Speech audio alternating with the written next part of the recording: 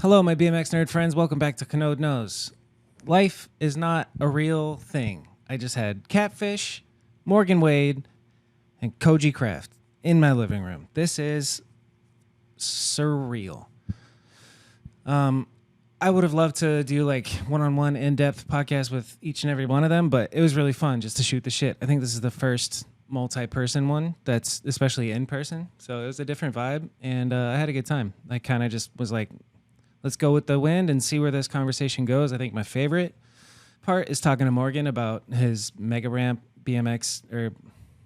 megaramp experience and getting into that and what that feels like, and just imagining it gives me the goosebumps right now. It's pretty nuts. I've been watching Morgan Wade since I was a baby, and Koji Kraft is a fucking legend, and Catfish is just, this is unreal. So very grateful that they came over to have a conversation with me. And I hope you guys enjoy it for the next 2 hours, 2 hours and 15 minutes. Yeah, it's a good one. I don't know how else to preface this. These guys are goats. This is not a structured conversation in the least bit. And yeah, gets weird and fun. Before we get into it, go to rarlife.com and use promo code Kanode to get yourself some green superfoods so you can get healthy and become a great rider like these guys. And that's about it. That's all I got. I appreciate you guys. Please subscribe. I don't really ask that, I think, at the beginnings, but do that. We're almost at 2,000 subscribers on YouTube. You know what I'm saying? So that's a huge deal. I think my girlfriend will think I'm a lot cooler if I reach 2,000. So do that for me. Okay, that's all. Here's Koji Kraft, Morgan Wade, Catfish. I've been working on the railroad all the live long day. Just to pass the time away. Let's get some beats going. All right. It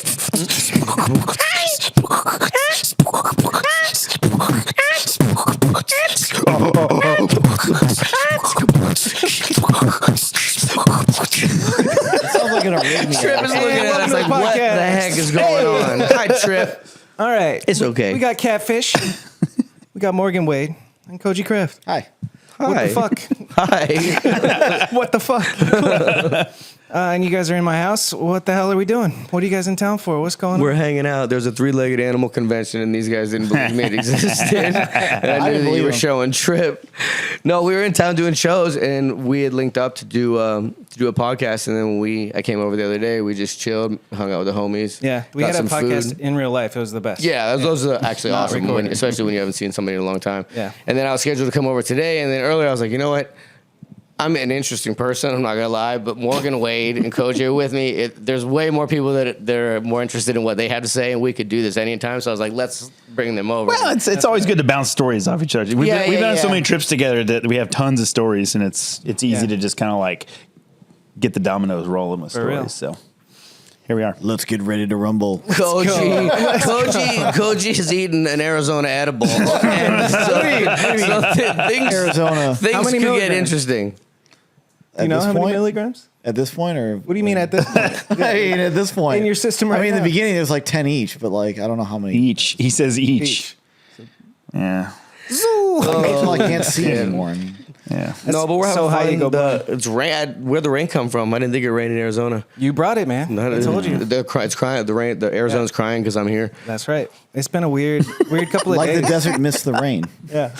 We rode the wedge yesterday though, so that was tight. That's fire. I got an inch shorter. Yeah. Tell them what happened, Morgan. Insert clip. You know, man. Everyone's like, "Why'd you stop filming?" I'm I like, jumped "My on that friend's rail. head, like, I hit jumped the on that rail." rail right before the actual spot, and I did it a couple times, and then I missed my front peg, and I put the top of my head into the upright. It's a good plan, man. Koji got so scared. It wasn't the plan. It just happened. I did. And Koji's filming it, and as soon as like the good part happens, Koji puts the phone down. Dude, I'm like, my friend's neck is sideways. That's what he said. And you know what I said to him? I was like, "It's Morgan Wade. Know your rider, It's dude. Morgan Know your Wade. rider." He's gonna be fine. This is gonna be fine." Part of the Usually when we program. ride together, he pulls everything. We have this game we play when we're doing shows where like we'll try to like trip Catfish up by doing just like weird tricks. Nice. And like if he doesn't catch on, we're all like, "Know your rider, dude. Know your rider." You caught on with the opposite stuff the other day. Yeah. That's pretty good. You guys are How long funny. have you guys Koji been did a doing these Peter shows Pan together? I mean, on and off for. I started doing the ASA shows in 2019. So I've been doing at least ASA. What does that stand for? Action Sports Association. Originally, Yeah, Koji's worked for originally because I started 20 years ago. It used to be the Aggressive Skate Association. No shit. And Cool. now it's the Action Sports Association. Yeah, Koji But, started doing. It's How been old were you when you rebranded because started? there's a new owner and everything. So like it's. How old were you when you started doing shows? I was 9. No, it was 2002. I just started doing double flips at like every contest. The answer's 21 because you're 41, Koji. You just said it was 20 years ago. 19. I was 19. Got it. Math. 22 years Math. ago. Math. We- We got you. Pro bike Math. ride. We had our heads. I'm Don't worry taking about shoes it. off. 82, 2002. Hell yeah, Figured dude. out. Got this. Did you bring these guys into it? Like how did you guys get involved with it? Well, fuck. Actually, I no, just wait. got I just got asked to jump on board by who the heck asked me? I got hurt there. Well, I ASA, think Rick actually reached out to me. The ASA owner. is historically known. They're known for the tour that we're on right now, but they've also been doing for years and years and years from its inception. I think major events. They do a big, massive women's surfing event, but back in the day they did the. US Open. It was like triples. It was the ASA triples. They had And them before that, everywhere. they had No, the before championships. that. They had the Mobile Skate Park Series and the LG Oh, that's Action Sports right, the Championships. LG. Paid for my down payment on my house. Tell that story. yeah. Please tell Let's that go. story. So 2007, Dallas. It was downtown Dallas for Union Arena. I got lucky and won the contest. So they Lucky, yeah. it was luck. No talent. Trust I me, mean, it was luck. it was But nice. like you know, they do the whole like award ceremony thing, and they have you walk across stage. They hand you the big check and all that stuff. Yeah. And Catfish was announcing, so he's on the stage, and of course, as soon as I walk up on the stage, back when we played Childish Games, he gives me the 69 eyes, and I had to do a back roll on television I remember on the that stage. shit. It was On my way to amazing. grab the $30,000 check. I was like, I turned There's like and I 6 did a back people that roll. get it. It was so. And they were amazing. like, Is this guy all right? I don't, they had somebody special there to like hand it out. And I don't remember who it was. But it was also- But he was like, But that contest, and I don't know if that contest is even online. It was like one of those is. just epic contests where there's this it's around. country Massive kid from the middle of nowhere, Texas, at this massive contest. It was 07. I was already, I was mean, like, established at but that point. The reason I say that is the crowd was so behind you. Obviously, it's Oh yeah, it's it was in hometown. It was Texas. hometown hero at that Hell point. yeah. It was Yeah. that was an awesome contest. It was good. Catfish 69 eyes. That was amazing. Yeah. That was the same contest good. that when I got there, they had overbooked the hotel. So when I was working the contest, and I was like, Hold "Well, that what do thought. I need?" Before we get too much further, I want to make sure that the other day on a podcast that I was doing for work, instead of having the audio come from this machine, Oh, I got you. Yeah, there was yeah. a setting where it came from the laptop. So let me just pause. Oh, so the and make sure. laptop Yeah. microphone was picking it Yeah. up. Oh, And I'm quite confident that's what's happening right here, and I just need to make sure. Sorry, boys. Okay, we're good. Got That it. was the year that Kanye played. I am like, fucking for ASA. traumatized. Yeah, 'cause It that was, was like they like dueled it Kanye with. played. We're good. I'm traumatized from that. My bad, boys. My bad. I don't remember that Kanye contest, being there. Kanye played, but they Yeah. overbooked the hotel, and I was like, well, "What are you A gonna lot. do?" And they're like, "Well, I thought it was Ludacris. The only Is this option college it was dropout Ludacris, Kanye? and one night was Ludacris. One night was Kanye there too? Oh, I missed that one. remember? Oh, Oh, dang. that was a separate one. Rick But gets the first one headliners. that you were at, they overbooked the hotel, so they gave me a conference room with a pull-out bed. So I had this massive conference room. It had a sink and a refrigerator, and I just had parties in my room every night. It was tight. Fuck yeah. That's amazing. Also in the parking lot, party in the parking lot. Party in the parking lot. what was Rider's the check gotta for? ride. What was the down payment of your house? It's like 30 grand. Like, Yeah, dude. That's awesome. Basically, just put it into the house. The old days when Smart. It was awesome. BMX contest paid crazy money like Yeah. Is that. that the biggest lot check of that you guys have gotten? Like, what's Koji? It's the biggest one I've Oh, ever. she's It's got the biggest some one I've ever bangers. gotten. Are you talking about biggest, Yeah, like that's huge. size wise, or actually money wise? I've always wanted to That's the hold one most of those money I've big ever. ass Me checks. too. That's the most Me money I've ever too. won.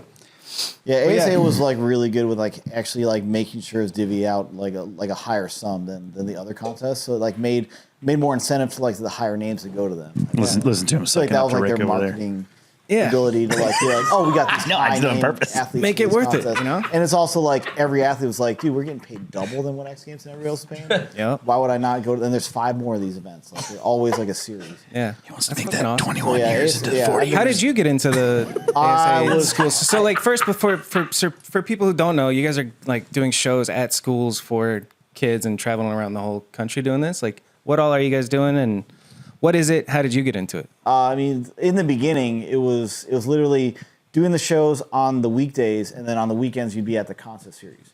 Like every weekend was a different state or whatnot. and then you'd be doing a show in a state like another state before that, and they'd fly you into the next contest.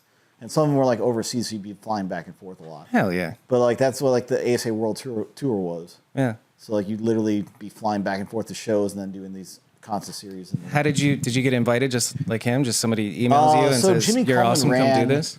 Jimmy Coleman that ran GT like back in the 90s. I mean, he was a tour manager for GT back then, and he happened to be the announcer for the event, but also he just like asked me, "Hey, do you want to do some shows for ASA while there's downtime in between this stop?" And my first show for them, I ended up shattering my ankle and Shit. like it was a spiral fracture up my fibula. Like I was out for a year after that. Damn, dude, that's But fun. like, that was my first show for ASA, but they've always like kept me back on. And then like they took care of me. They flew me back home. Like it was like no harm, no foul kind of thing. Yeah. They like kept me on for years to come. That's bomb, and you're still doing it, so it must not suck. Like that's I mean, it's good gig. It pays well, and they also like we get to do a positive thing for all the kids that are out there that are just in environments where they don't feel like they can actually step up and like be bigger than themselves. Like, Yeah, realize a lot of people don't they're even capable. know about like what BMX is or like skating or anything like that. I think that's what it is. Like that could be BMX their just first gives taste. you that confidence, like when you're a kid, because you're like, "This my first sense of freedom is getting this bike," and then all of a sudden, like I have this ability to like be able to like do things I didn't realize I was capable of. Yeah, I think like the cool thing about shows that I've always loved is if I ask all of you or anybody that's watching this, when's the first time you saw BMX? Like the first time you saw a real BMX rider, whether it's in your city somewhere doing tricks in a parking lot, at a skate park, whatever, we'll all be able to tell you. Exactly. And doing shows, you get to be that Yeah, dude, and that's what's so up. fun. Yeah, we get tons of people that come up to us afterwards. And Matt Hoffman and the Sprocket Jockeys. This is the first time I ever saw BMX. Really? Texas State Fair. Ron Wilkerson, Brian Blyther, and Dave Norrie, 1964. Oosh.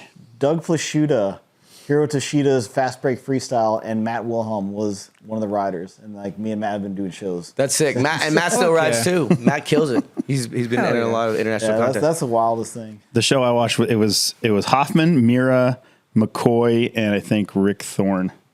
Damn, That was the That show. would be Way, an that's a amazing solid show. lineup. that's a great first Yeah. show. What's also funny, I actually posted this on my Snapchat story the other day. The first song that I'm 12 years old, Frankfurt bike parking lot. The show's getting ready to start. They cordon it off, and all it is a quarter pipe. That's it. And the intro music starts, and it's Steppenwolf, Magic Carpet Ride. It starts out like super slow, and then dun, dun, dun, and they came out riding. And obviously, it's super old for me, but ever since then, every show that I've ever had or done, it's always been in my playlist. I play it in the intros, or not in the intros, in the beginning or the warm ups, or afterwards. How old were you? 12 years old. Fuck yeah, Crazy. That is And here I am now, 72, still fucking kicking it, still out here. It's a marathon, not Oh, a race. man. Yeah, that's I always had the thought that I would like grow out of it or get out of being involved in BMX, and I'm 33 and I'm still cooking. It's like I don't see it happen. It's still You're fucking awesome. 75. So that's the thing it's- that kind of bums me out. That a lot of times, and it happens with every generation of BMX riders. Since my people say, "Oh, BMX sucks now. It was so much better back then," and I would say, it's what you make of it. BMX is fucking awesome right now. Yep. You're picking and choosing. You're not picking the right shit, because whatever you're into, there's still some shit that'll get you stoked. For real. And it's like the people that don't want it hard enough. I think What gets you stoked? new shit, seeing everything from Eric Elstrand's new edit or to Fucking seeing stuff that amazing, Ryan dude. Williams is doing. Yeah. People are having fun on a bike doing shit, because that's what I always say. Like, BMX is crazy because if you think about it, there's no wrong way to do tricks on your bike.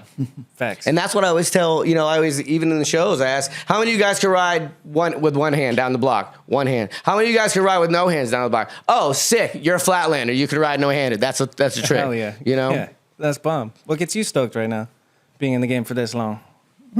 Honestly, same thing. It's the exact same thing. When I see something like that's just awesome, it stokes me out, man. Fuck yeah. Because it's like cool. You see, there's so much wild stuff happening now, and I'm not a fan of all of it, but I respect all of it, and Yeah. it's just awesome to see what Same. people are doing Like, with it. a lot of it's not for me, but where respect. we were like progressing when I was on the scene more in the contest circuit. That's like the starting point for everybody now. And it's always been that way. Like my starting point was the generation before me that was there. You know, so it's like it's the natural progression of it. So seeing where people are taking it is so awesome. There's like a whole generation of kids that watched Morgan Wade just huck it for years. No offense. You're obviously just send it big is what I'm saying. Not much has changed. And like that's their baseline. And so like who is the first I want to let's fucking I've never done a multi-group podcast. I have a thought over here. I'm like, what gets you stoked? Hold that thought, Koji. But is there somebody that you're looking at right now that is like the new, not Morgan Wade, but somebody that you think you would pass the torch to? Who's the Morgan Wade of today? Like currently, that's a tough one. That's definitely a tough one. I mean, like this is like a few years back, but I always felt like when I would go to contests and when I would like ride with Drew Bazanzin, like shout out to Drew. It was almost like he's one of my favorite humans. Yes. And one of my favorite people to ride with. Yep. But the problem came when we'd go to do our runs, we would both see the same things and we would both try the same gaps. So it was like the way I would like approach a contest run is I would find the biggest gap I could find that no one else is going to do from here to over there. And I would just be like, that's where I'm starting. And if I have all my energy, I'm putting every 110% into that gap. If it works, I'm just going to ride around and do flares and tail ups until my time runs out. And if I can manage it, I'll do a flip fakie on the buzzer or something like that. Cause it's nice to have a punctuation mark. And like Drew would do all the same gaps. We'd be right in practice. Cause in practice, I would look at stuff and I would like eyeball it, but I wouldn't actually do it. Cause I didn't want to, back then there was a lot of Australian riders that would definitely watch what you were doing and try to steal your lines, right? Or English riders, Alistair Whitten. But like, whoa! One time he actually apologized to me in the air at X Games while he was stealing my line. Sorry, Morgan. No shit. Yeah, he said, sorry, Morgan. And he jumped this gap that I was the only one that had done it. And he was right before me in the lineup. And I was just like, no, dude. Alistair. This is what we came to Kanode, this is what we came to do. We came to stir some shit up. We're going to talk about the other shit in BMX later on, but we're here. Alistair Keep it going. Alistair is also one of my favorite humans. I love that dude. Yeah. But yeah, that was just funny. Like, I went ahead and one-upped him on the gap and did a trick over it instead of just jumping it like a stale fish. America, USA. Let's go, baby. But yeah, so like we would go and like Drew would be attracted to the same exact stuff that I was attracted to. So it was so fun to ride with. So like practice, oh my gosh, so much fun. And it would be like run time, and I'm like, I got nothing. Everyone's already seen it because Drew did it 10 times better than me 5 times. Who was I just listening to? Somebody was talking about how competitive it is, but it's like that false. Like, I'm just here to have fun, but you do want to win type shit. Like what is it? I've never been in a contest. What's it like? Some people are a lot more serious than other people, for sure. I literally, the way I always looked at contests, where it was an opportunity to go and have a session with the best riders on the planet for like 3 days straight. I get practice. My favorite thing about those big contests was like Dew Tours and X Games. It was like the practices, because it was literally just a session with like 10 or 20 of the best riders on the planet. Yeah. Dude. And it was so fun. And half the time it came down to like contest day, and I'm like, I don't have a run because I just was goofing off the whole time, and I didn't actually put a thought into, oh wait, I should like pick a line out and actually do it. So I would just kind of like, it's like throw everything in a hat and see where it goes. Yeah. But like some people were very, very competitive and like got upset if they didn't get as much practice and stuff like that, which that was kind of a bummer. But like, was when anybody it comes down like to it, like Kobe, where it's just like, don't even talk to me, don't look at me? Like, who's the most serious dude that you competed with? It kind of went. That kind of went in like phases. There were a handful of guys that were like that, but I'm very good friends with all those guys, so I don't try to throw anybody under the bus. Like, I wouldn't say it's a bad thing either. Like, it's just you either like some people just need to zero in. No, absolutely, and it worked. It worked for them because that's how they operated. So yeah, imagine like just fucking around with. They're not fucking around, but trying to get into the other riders' heads, like just giving them like, you're gonna fuck this up, dude. I got story. Talking about throwing people under the bus. You want to hear a crazy story about that? Yes. And this isn't. I wasn't there, but this is what Daniel Dhers told me. Oh, this is gonna be good. I wasn't there. This story's great. I wasn't there. And I like this guy, but as soon as you said trying to get inside their head, I thought of this story. And if Daniel was here, he will tell you the story. I don't know all the details, but it was a ASA triples event, and it was like a head-to-head thing where you go and then I go. And it was Colton Satterfield and Daniel Dhers. And right before his run, Satterfield was like, "Hey, your head tube's cracked." No. No way. Right? And Daniel was like, "What?" Daniel freaks out. They're checking the thing. There was no crack in it. He rides, whatever. Afterwards, he's like, "Yo, why did you tell me I had a crack in my frame?" And Satterfield was like, "I just want to get inside your head." Wow. Right? So Colton, this is out of Daniel's mouth. I'll air people out. It's like That's a smart thing to say. Like, if I was going to try and get someone's head, that's a good one, dude. You can like play it It's off. a No, I'm just looking competition. out for you, you know? Yeah. Protect yourself at all times. That's incredible. I actually can't. That's not the BMX I can't I think grew of. up in. I can't think of an instance. Of that. Tell me about the BMX you grew up. I know there was a lot of rivalries in vert back in those tour days, level. like Woodward stuff. But I also didn't pay attention to that kind of stuff. Yeah, well, no, it wasn't out for there me, yet. like It's its own world. when people were being like weird like that, I would just be like, "Hey, whatever." I just ignore them. Yeah. I have never given a crap what other people thought about my riding or anything for that matter. So That's what's up. if you don't like it, I'm a that's fan. cool. Yeah, thanks. What about you? Competition stuff? You want to know about how competitive BMX vert was? Here we go. Here we go. Here we go. Here we go.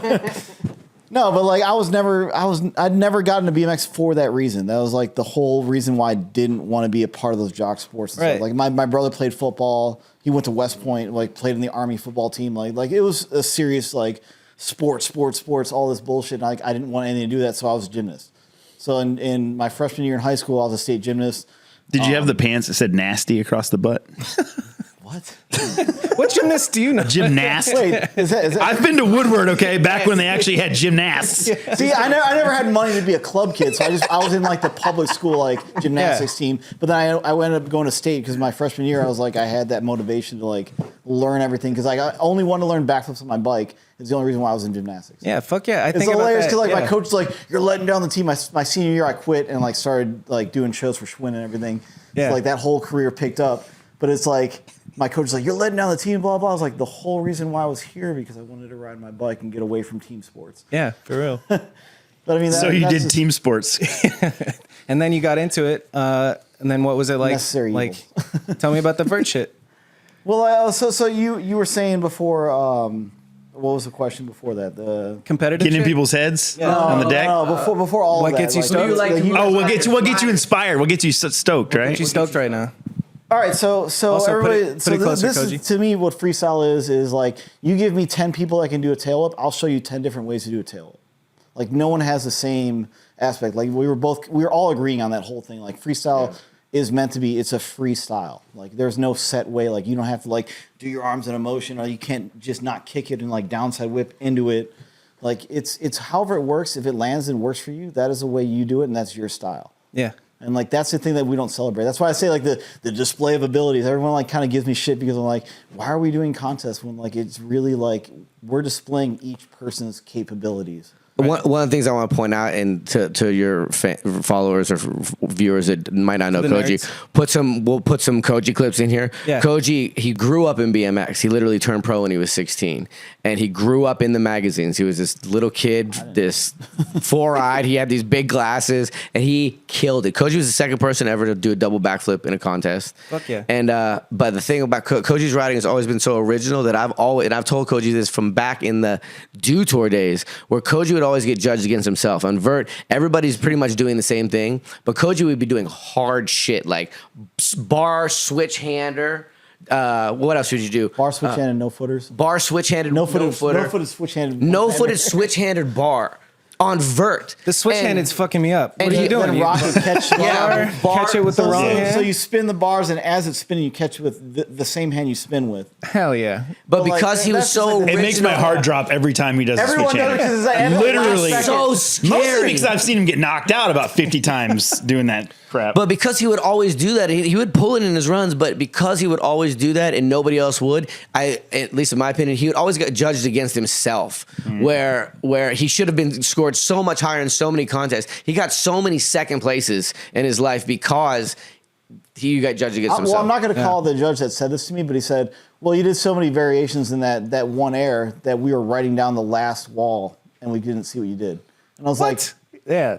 why would you tell me that? Second of all, like, okay, you missed it, but it still happened and it's on video. Yeah. Like, Damn, but I that's mean, whack. it didn't matter, like, because I wasn't there. Don't you do downside tooth to one-handed lander?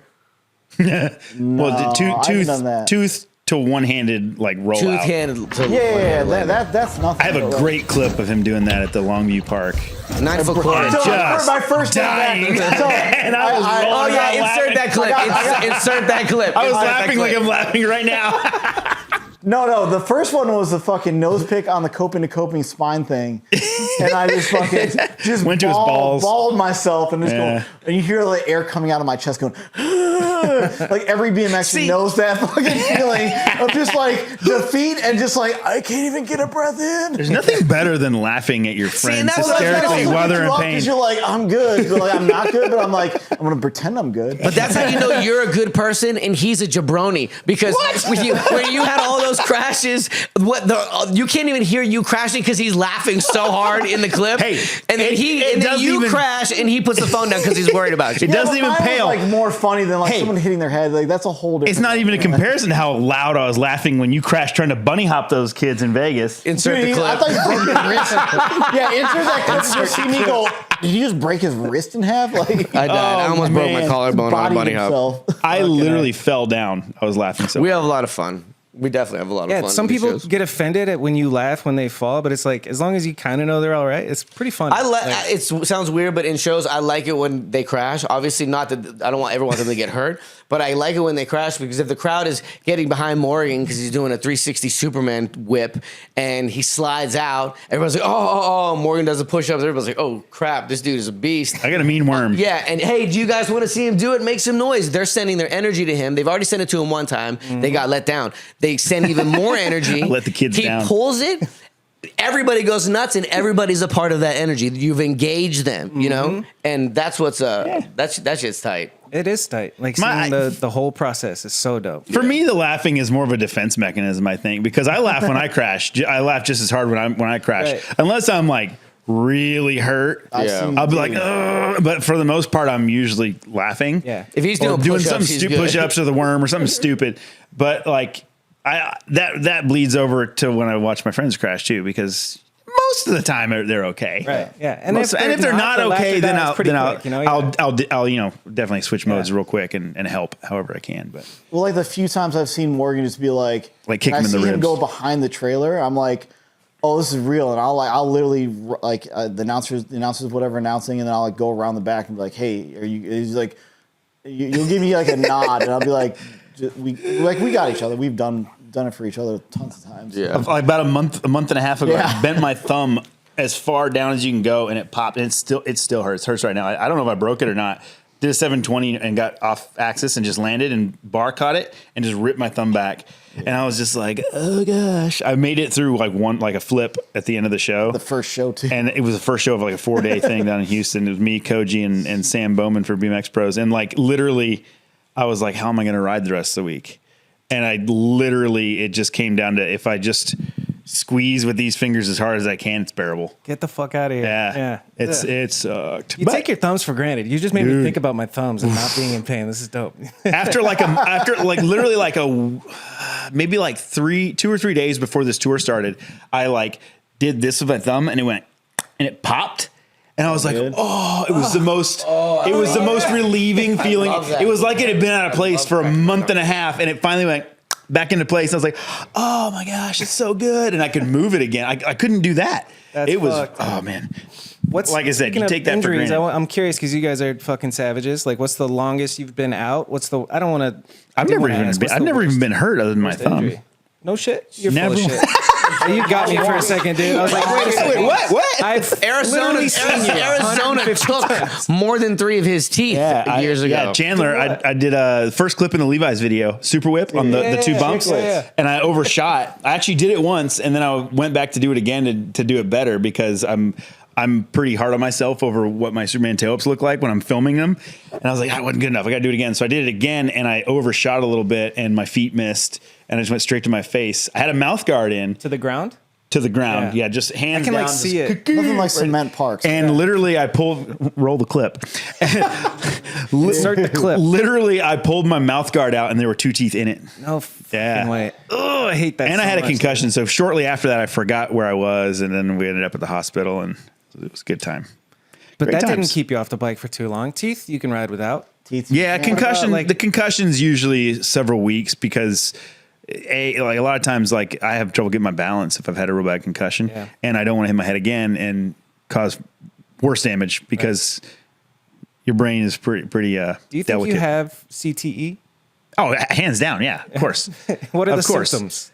I don't know what the symptoms are, but What's it like to be you? the symptoms are you've had tons of concussions and you've smashed your head all over the And place. I can't think good no more. I can't think good no more. I mean, like I've had issues like with like brain memory and stuff like that. Well, you know what I heard is impulse control. Like if you hit your head enough, like you kind of lose impulse control. Like Maybe. I mean, I think a lot of people are probably different. I don't think I've had that so much, but like, yeah, I mean, you punched that lady in the grocery store the other day. for real. This is our friend always getting us in trouble at Walmart. hey man, she's talking back. What can I say? No, but like I mean, I've had a lot of concussions. I've had like probably over 20 like out cold Serious. snoring, like woke up somewhere else concussions, and like it's bad. I mean, it's bad. It's not good for you. Right. It's definitely not good for you. But there are like things that you can do to like help heal your brain that are not mainstream. Like what? Oh, There's a lot of things. yeah. We have I mean, friends that they dabble in a little bit of well, everything. I have a lot of military Cut the commercial friends. time. I have a lot of military friends that have dealt with like PTSD and like Yes. TBIs and stuff from war stuff, and they have literally like really helped their brains a lot using like psilocybin and stuff like that. So yeah, I've heard about that. microdosing things of that nature. Big fan of microdosing over here. Yeah. I actually have microdosing ingredients in my house. Allegedly.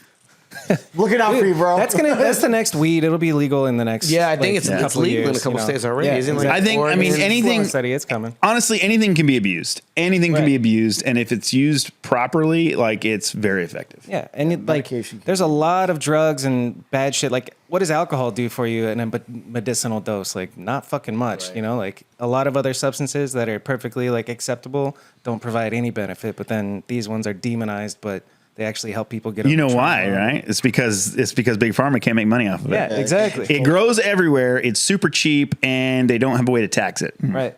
Go figure. It's illegal. Let's make it illegal, dude. Yep. FBI, open up. Ladies and gentlemen, we got him. Yeah.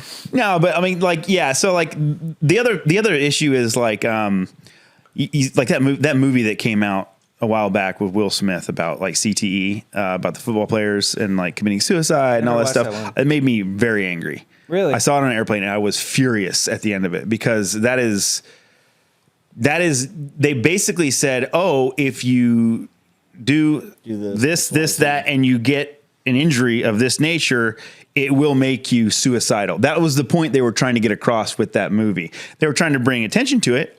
That's cool. There are obviously side effects. People's lives falling apart, all this stuff because they're having head issues. But CTE is not why people do that to themselves. Yeah. There are so many factors. I mean, you look at every single example in that movie about that, and it was homie was at the top of his game. He had all the money. He had everything, family, everything. And then he couldn't play anymore. He lost all his money. His family disappeared. He was at the bottom of the barrel.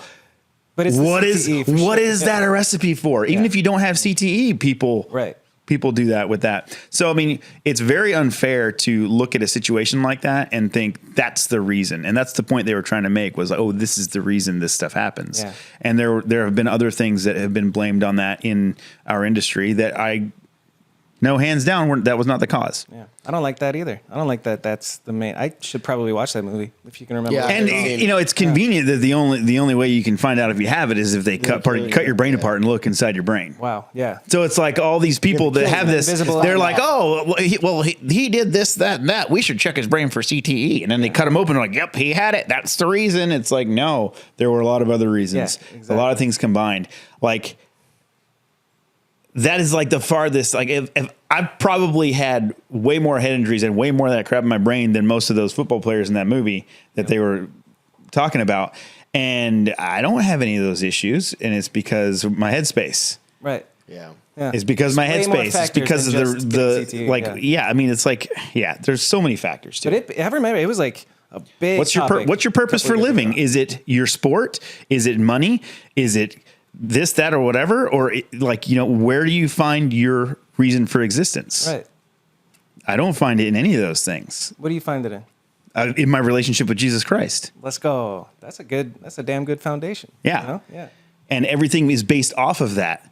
And there are tons of important things as well that are very important to me. And like all of those things I said are important to me. Like I love riding BMX. I love my job. I love like the homies. Yeah. It's, take all that away and you're still okay. Take all that away and I've still got that foundation. Right. Have you always been religious since like being young, or was it I don't like the term religious because religion is like the term religion is essentially when you look at, God created us, sin separated us from God. Religion is man coming up with a system to make himself right with God. Yeah. Yeah. Being a Christian, I don't really like the term being a Christian, having a relationship with Christ is God did a thing to make me right with him, and I accepted it by having that relationship. Yeah. So let me rephrase it. How long have you had the relationship?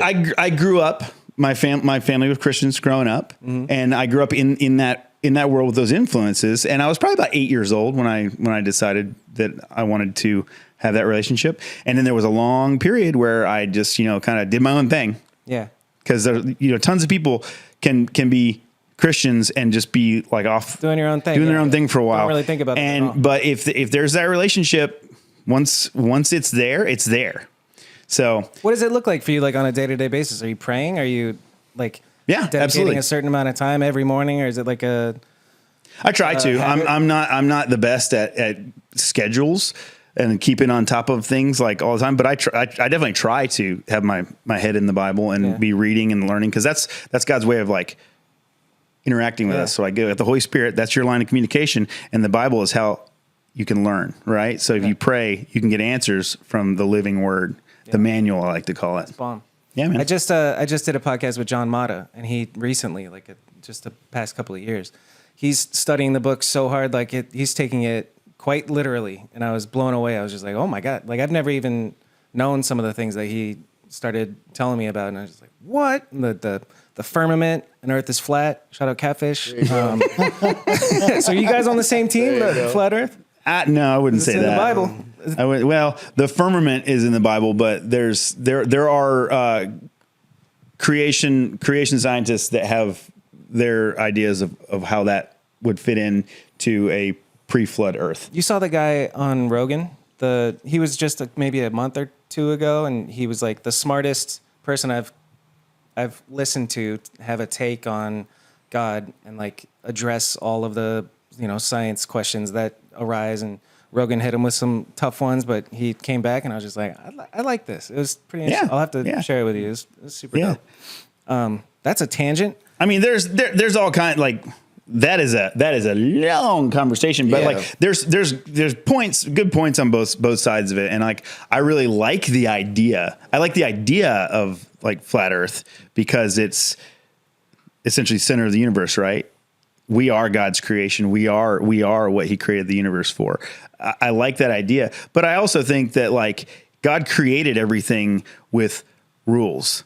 And that's like the science. That's Right. like the rules of science, right? There are these things that work because God created those rules that we live within, right? And I do disagree with Catfish on that. I do think the Earth is round. I do think that like space. I think there's a lot of weird stuff with like government and telling people we've done things we haven't done. Let's just say that I've gained a lot of conspiracy theorist friends over the last 4 years of that crazy thing that happened that we're not allowed to talk about. That you sure it wasn't that thing, that other thing that happened? One thing. Well, the curtain definitely got drawn back the last couple years over how much we're being lied to about. So. It was nuts, and I still remember like it was yesterday. All the pressure that was and like there. that goes back into what we were talking about earlier, the whole mainstream medicine thing. Yeah. Like I love the fact that we have so many amazing, brilliant doctors that can fix parts of our bodies, like literally like cut us open and put metal in, and that makes us work again. Right? I got a ton of metal in my body, right? From like What about stem cells? broken stuff. You know? I haven't done that, but like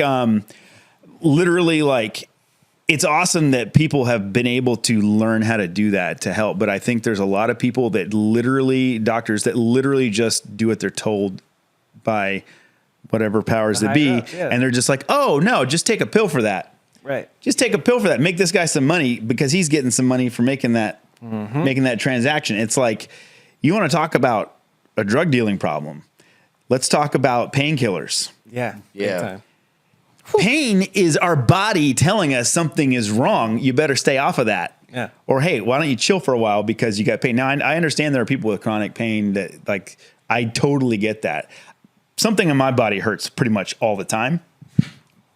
But if everything in my body was all of a sudden fixed right now, I probably wouldn't know what to do with myself. I could probably like jump over this Just house. running around. I'd be like, I feel great because I'm so used to it, right? Yeah. But like, I understand that some people need like pain management, but like so many people get addicted to There's way prescription more drugs, prescribing than there is. and it's like you don't need that. No. You don't need that. And then when you start actually like. All you gotta do is scratch the surface of some of these, like how some of these drugs are made, and you're just like, ooh, It's us. It's all money, dude. Just This blow gets weed smoke pretty on it. gross. Just blow. Blow If some you break weed your smoke knee, on just it. Hey, blow man. weed smoke on it. You ever look at mainstream medicine? You ever look at mainstream medicine on weed? FBI. They're Fun back fact: again. I have never smoked anything in my entire life. No shit. Nothing. Never. Cigarettes, weed, nothing. I would have guessed that you've had a couple cigarettes in your life. Nope. Nope. but Good for you, Nope. dude. I've had alcohol, which I think is way worse than weed, to be honest. Yeah. Oh yeah, it is 100% worse than weed. It's just, I guess it used to be the legal one. Now I don't weed's really. legal, I so don't have everybody can a problem with people with like marijuana and whatnot. It's like I just don't want to like. What about have edibles? An Like, have addiction you- or something. I've had like the CBD edibles that I think do the same thing, Yeah, pretty much. pretty close. Yeah, so I've had Not that. really pretty close, but good. Not really even close. but yeah. Well, I had so like what was that 2 years ago, Coach, when we were doing the Wisconsin State Fair? Oh, yeah, and yeah, yeah. I pulled my groin in my right leg, this muscle right here, this big old boy right here, that big boy right there, like literally. My son asked me to race him across our yard, and I was like, race? And then I just started running, and I was like, I'm old. No. And I was like, oh my gosh. And like, dude, it was awful.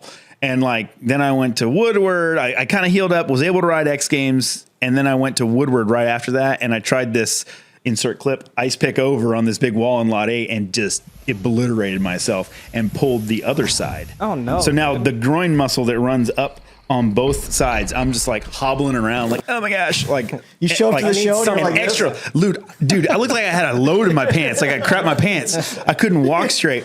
I was like, this, don't worry. I was like, man, like I gotta be able to ride these I got shows. you, This is Doug. like 10 or 12 days of shows that like this is like a big chunk of money to 10 provide days, for my 30 family, shows. right? It was 30 shows. And literally I was like eating so much ibuprofen just so I could function. Yeah, that's and rough. then it just destroyed my stomach. I started getting heartburn like crazy, and I was like, uh-oh. Yeah. So I literally can't take ibuprofen anymore. Because Good. and That's it's for the like best. it is probably for the best. Yeah.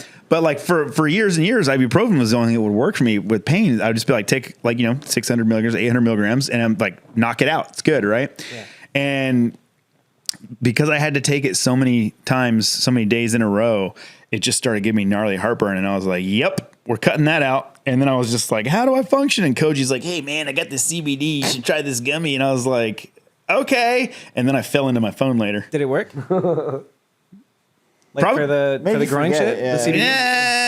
I mean, Did you lie to him and say it was CBD, but it was like a super potent THC one? Allegedly. Whatever. I mean, No. You dosed him? No, I would never. No, Catfish I dosed once, but like that was.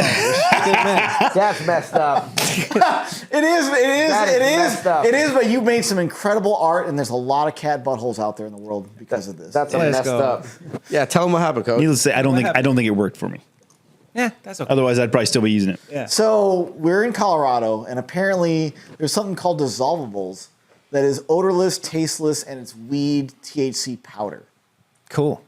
Yeah, dude, that's what I said. I was like, Don't encourage him, Bobby. he's gonna be stoked. He's gonna be stoked. This is gonna be awesome because like I was like, hey man, I got this really good orange juice, dude. I just made this fresh. I literally did make fresh squeezed orange juice and like we're like making it prepared. The kids at the school that finally learn how to spell his name are gonna look this up and be like, he does weed.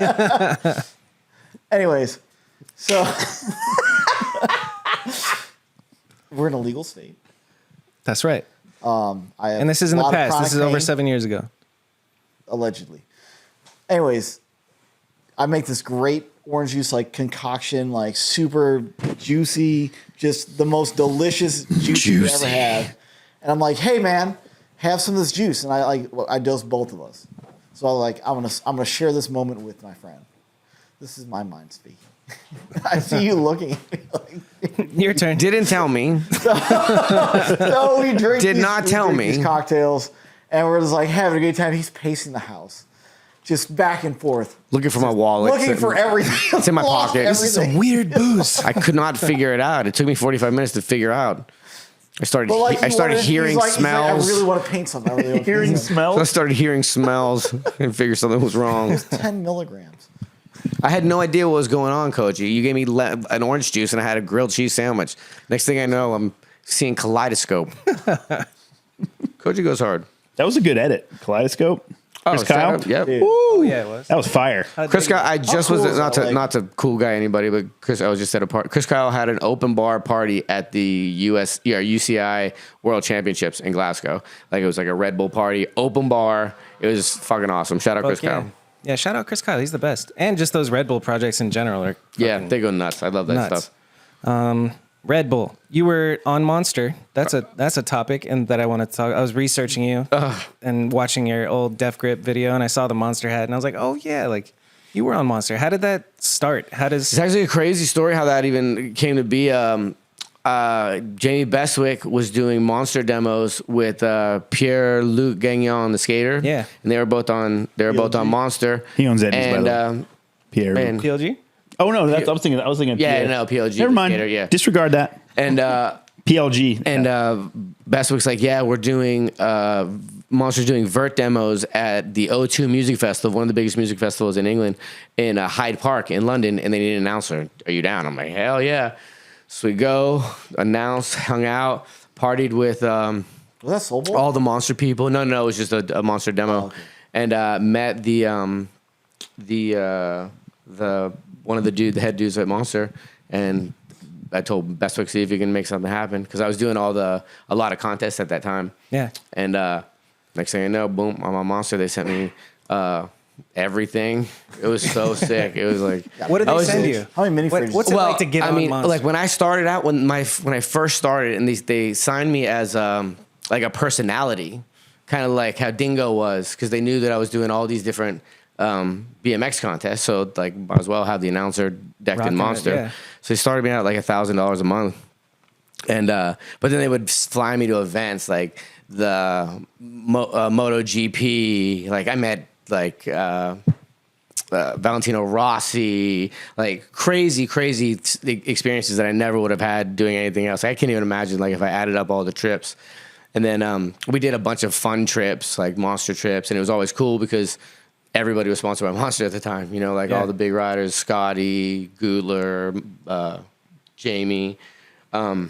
Yeah, and it was crazy that I did it for that long, for almost 10 years, a little over 10 years. Yeah, it's fucking awesome. Yeah, it was like- that your first? No, I am curious. This is the Catfish episode. Okay. Technically, what was the first like taste of the industry, or like the first sponsor that took you places? Like First DK? sponsor, like a first free stuff that I ever got was shout out Scott Town back in Michigan. He was a rep for Etnies, and we would ride together at some of the skate parks there in Detroit. I haven't thought about him in a long time. Yeah, he's a G. Awesome. He's a G. He's doing that Greystoke BMX right now. I don't know if you follow Greystoke. Yeah, he kills it. He's an absolute like treasure for BMX. And he hooked me up with shoes, and then from that put me in contact with Pova. And then that relationship started, and I got hooked up through Etnies. But the first bike company would have been DK. When? Well, this would have been 2002, I want to say. 2021, 2001, 2002. I was working at a trucking company. And right out of college, I got a job working for a trucking company. I sent my resume, graduated in 98, sent my resume to every single BMX company. Because I'm like, oh, somebody's got a job somewhere that they can like use somebody with a college degree. Didn't hear back from anybody. So I got a real job, started working it, but still kept riding the whole time. And then jumped around a bunch, got a job working for Ford, moved to Michigan. That's when when I hooked up with Scott Town and the Etnies thing happened. And pause on the hooked up with Scott Town thing.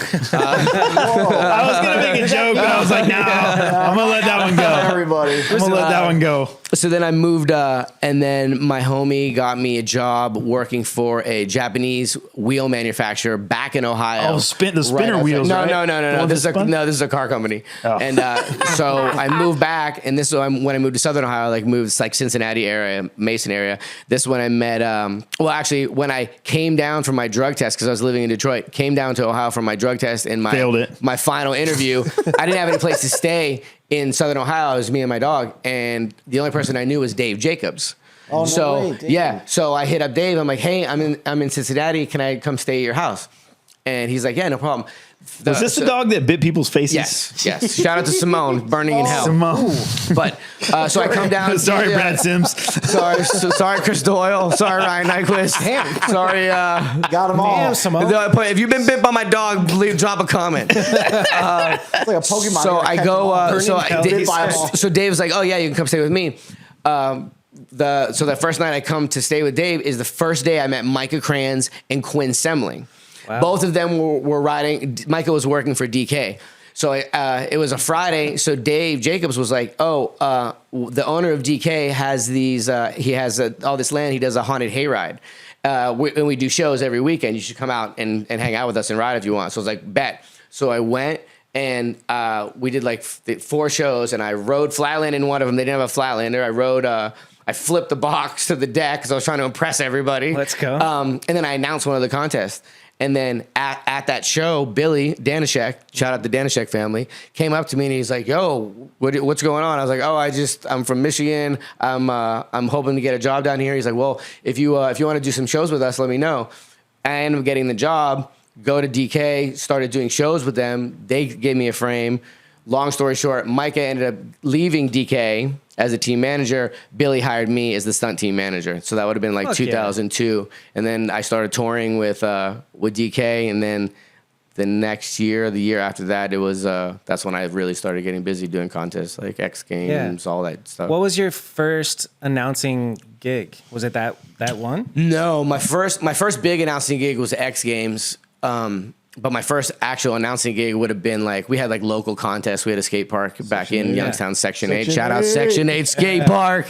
One of my first. Yeah, it follows Section 8 Skate Park. Also, there's a guy on Instagram called Fufanu Abubaca that really embodies that whole era of BMX, Little Devil, Square One, How many kids these days actually know what Fufnus and Abubacas are? That's a good question. They guys ride coping spines. I don't know. Not very many of them anymore. I think Bobby's demographic. There's every Fufanu Abubaca. Put a Fufanu in the chat if you could do a Fufanu. There you go. We're gonna see. Morgan Wade wants to know how many viewers can foof. Better yet, Abubaca. Well, if it's a foof, it's got to be on a back rail. But Abubaca's. Wonder what you learned first. You probably learned Abubaca first. I learned Abubaca's first. No, because I started learning Fufnus on the mini ramp back home, and I would tap under the coping on the face. Oh yeah. And I would work my way up to the coping and pop back in. But that being said, I could do Abubaca's on like a little flat ledge, like right up to it, like a curb and hop back, you know? So I don't know which one came What first. was growing up? The chicken or the egg? It was a chicken, by the way. For you, what was your first? Where the fucking those names come from, by the way? Abubaca, Ron Wilkerson invented it, so he just called it that. I don't know why. Do we know why they used called to call it it Abubaca? You said he texted you yesterday. Oh yeah, he's not gonna respond back. He's not gonna. Let's get him on the phone. You should try. You should try. You should at least try. To try and text. Send him a text. Call. Yo, what's up with the name of Hey, what's up? I don't even know where I put my phone. It's so old school. I put my phone away. Imagine FaceTiming Ron Wilkerson on Kanode's podcast. That'd be amazing. Do it. Lino and I were just talking about Ron. Oh, that's Yeah. right. Because Lino wrote for him. Yeah. And everybody would give him shit, like two hips, whack, blah, blah, blah. But he Manchester. stuck through it. 'cause he liked Ron. Just so you see, like, show the people that Yeah. I wasn't capping this. I had this number. He do be talking to Ron. He do be talking to Ron. Oh, you are FaceTiming. Let's go, dude. I was gonna text him. Just show him the camera. This could be. Yeah, he just showed his old number. Just now. You gotta blur that out. Holy crap! We got Ron Wilkerson. Holy cow! We're doing a podcast right now, and your name just came up. Hi, Ron Wilkerson. How's Ron Wilkerson living? Another day. Welcome to the show, dude. Welcome to the show. Where are you at? You said the video you sent me was beautiful. Are you in Brazil? Costa Rica? That's my home. In Costa Rica or Cali? Cal. Oh, Santa Cruz. Fuck yeah. Oh, we're gonna be up there soon. We'll be up there in like a month. Hey. Oh, Yeah. Iconic. you guys got to see. That's like one of the best BMX photos ever made. Fact. Drop a comment in the chat if you know who David Vanderspeck is. All right, let's get to this. Okay, we've got some questions this. for you, Ron. We're phoning a friend. You want to see the other greatest BMX photo ever made? Yes, we want to Absolutely. absolutely. Screen grab it. Screen grab now. Catfish screen grab. Is that Vic Yeah, we Murphy? can see it. Hold on. Yeah, it's Vic. Oh, that is There it by is. far, like, that is that's probably my iconic, favorite photo of all time right Vic there. Murphy. Everyone grew up with that. Yeah, Oh I my love gosh. those photos. I love it. Quintessential. In time and space, those photos. Okay, we got some questions for So you. we're talking about trick names, and the trick Abubaca came up, and we hear that you may have named this trick, and we're trying to figure out what the heck does it mean. Well, good question. I like that answer. Just that. That's one of the benefits of making up tricks is you get to name them. Was there Hell any yeah. thought behind it, or was it just a crazy word? No, actually, there's a good story behind it because we were on tour that summer and Spike was with us all summer, and he was calling Big Bill, the manager guy from Haro, he would call him Abubaca, which means tribal leader in African. Oh, okay. Oh. So we've been doing tribal leaders all these times. We got to do a tribal leader in our show tomorrow. And then on that tour is when I came with the idea of this trick, and I'm like, Abubaca, that'd be a cool name for the trick. And then it all happened. I did it first time ever in a show, like most of my tricks. Yeah. Yeah. That's amazing. As that is freestyle as it should be. That's awesome. That is freestyle. What advice do you have to all the young guns out there that want to be shredding it when they're your age? Don't stop. That's right. That's real. 100%. Damn good advice. Use it or lose it. Hell yeah. That's how I'm rolling, baby. I'm going to put you in contact with Bobby because I bet Bobby would love to do a straight up podcast with you. Fuck yeah, just you. Because the three of us are here and we had the question. I saw that you texted me the other day and I said, let's call him and get the answer. By the way, hi, Ron. I'm Bobby. This is Bobby. Nice this to is Ron. meet you, man. You're a fucking legend. Where are you guys? We're in Arizona. We're in Phoenix. But I'll hit you up. We're going to be up your way doing shows probably in another month or so. So I would love to catch up. Dawson, tell me before you're here so I can make sure I'm around. I will do that. On behalf of everybody on this podcast, thank you for everything you've done in BMX. And freestyle. For real. Hey, we'll go ride the man ball when you get Yes, we will. Insert clip right now of Ron Wilkerson riding the man ball. That's something else. They'll love to see no this joke. podcast. I love you very much. I'll talk to you soon. The boss. Bye, Ron.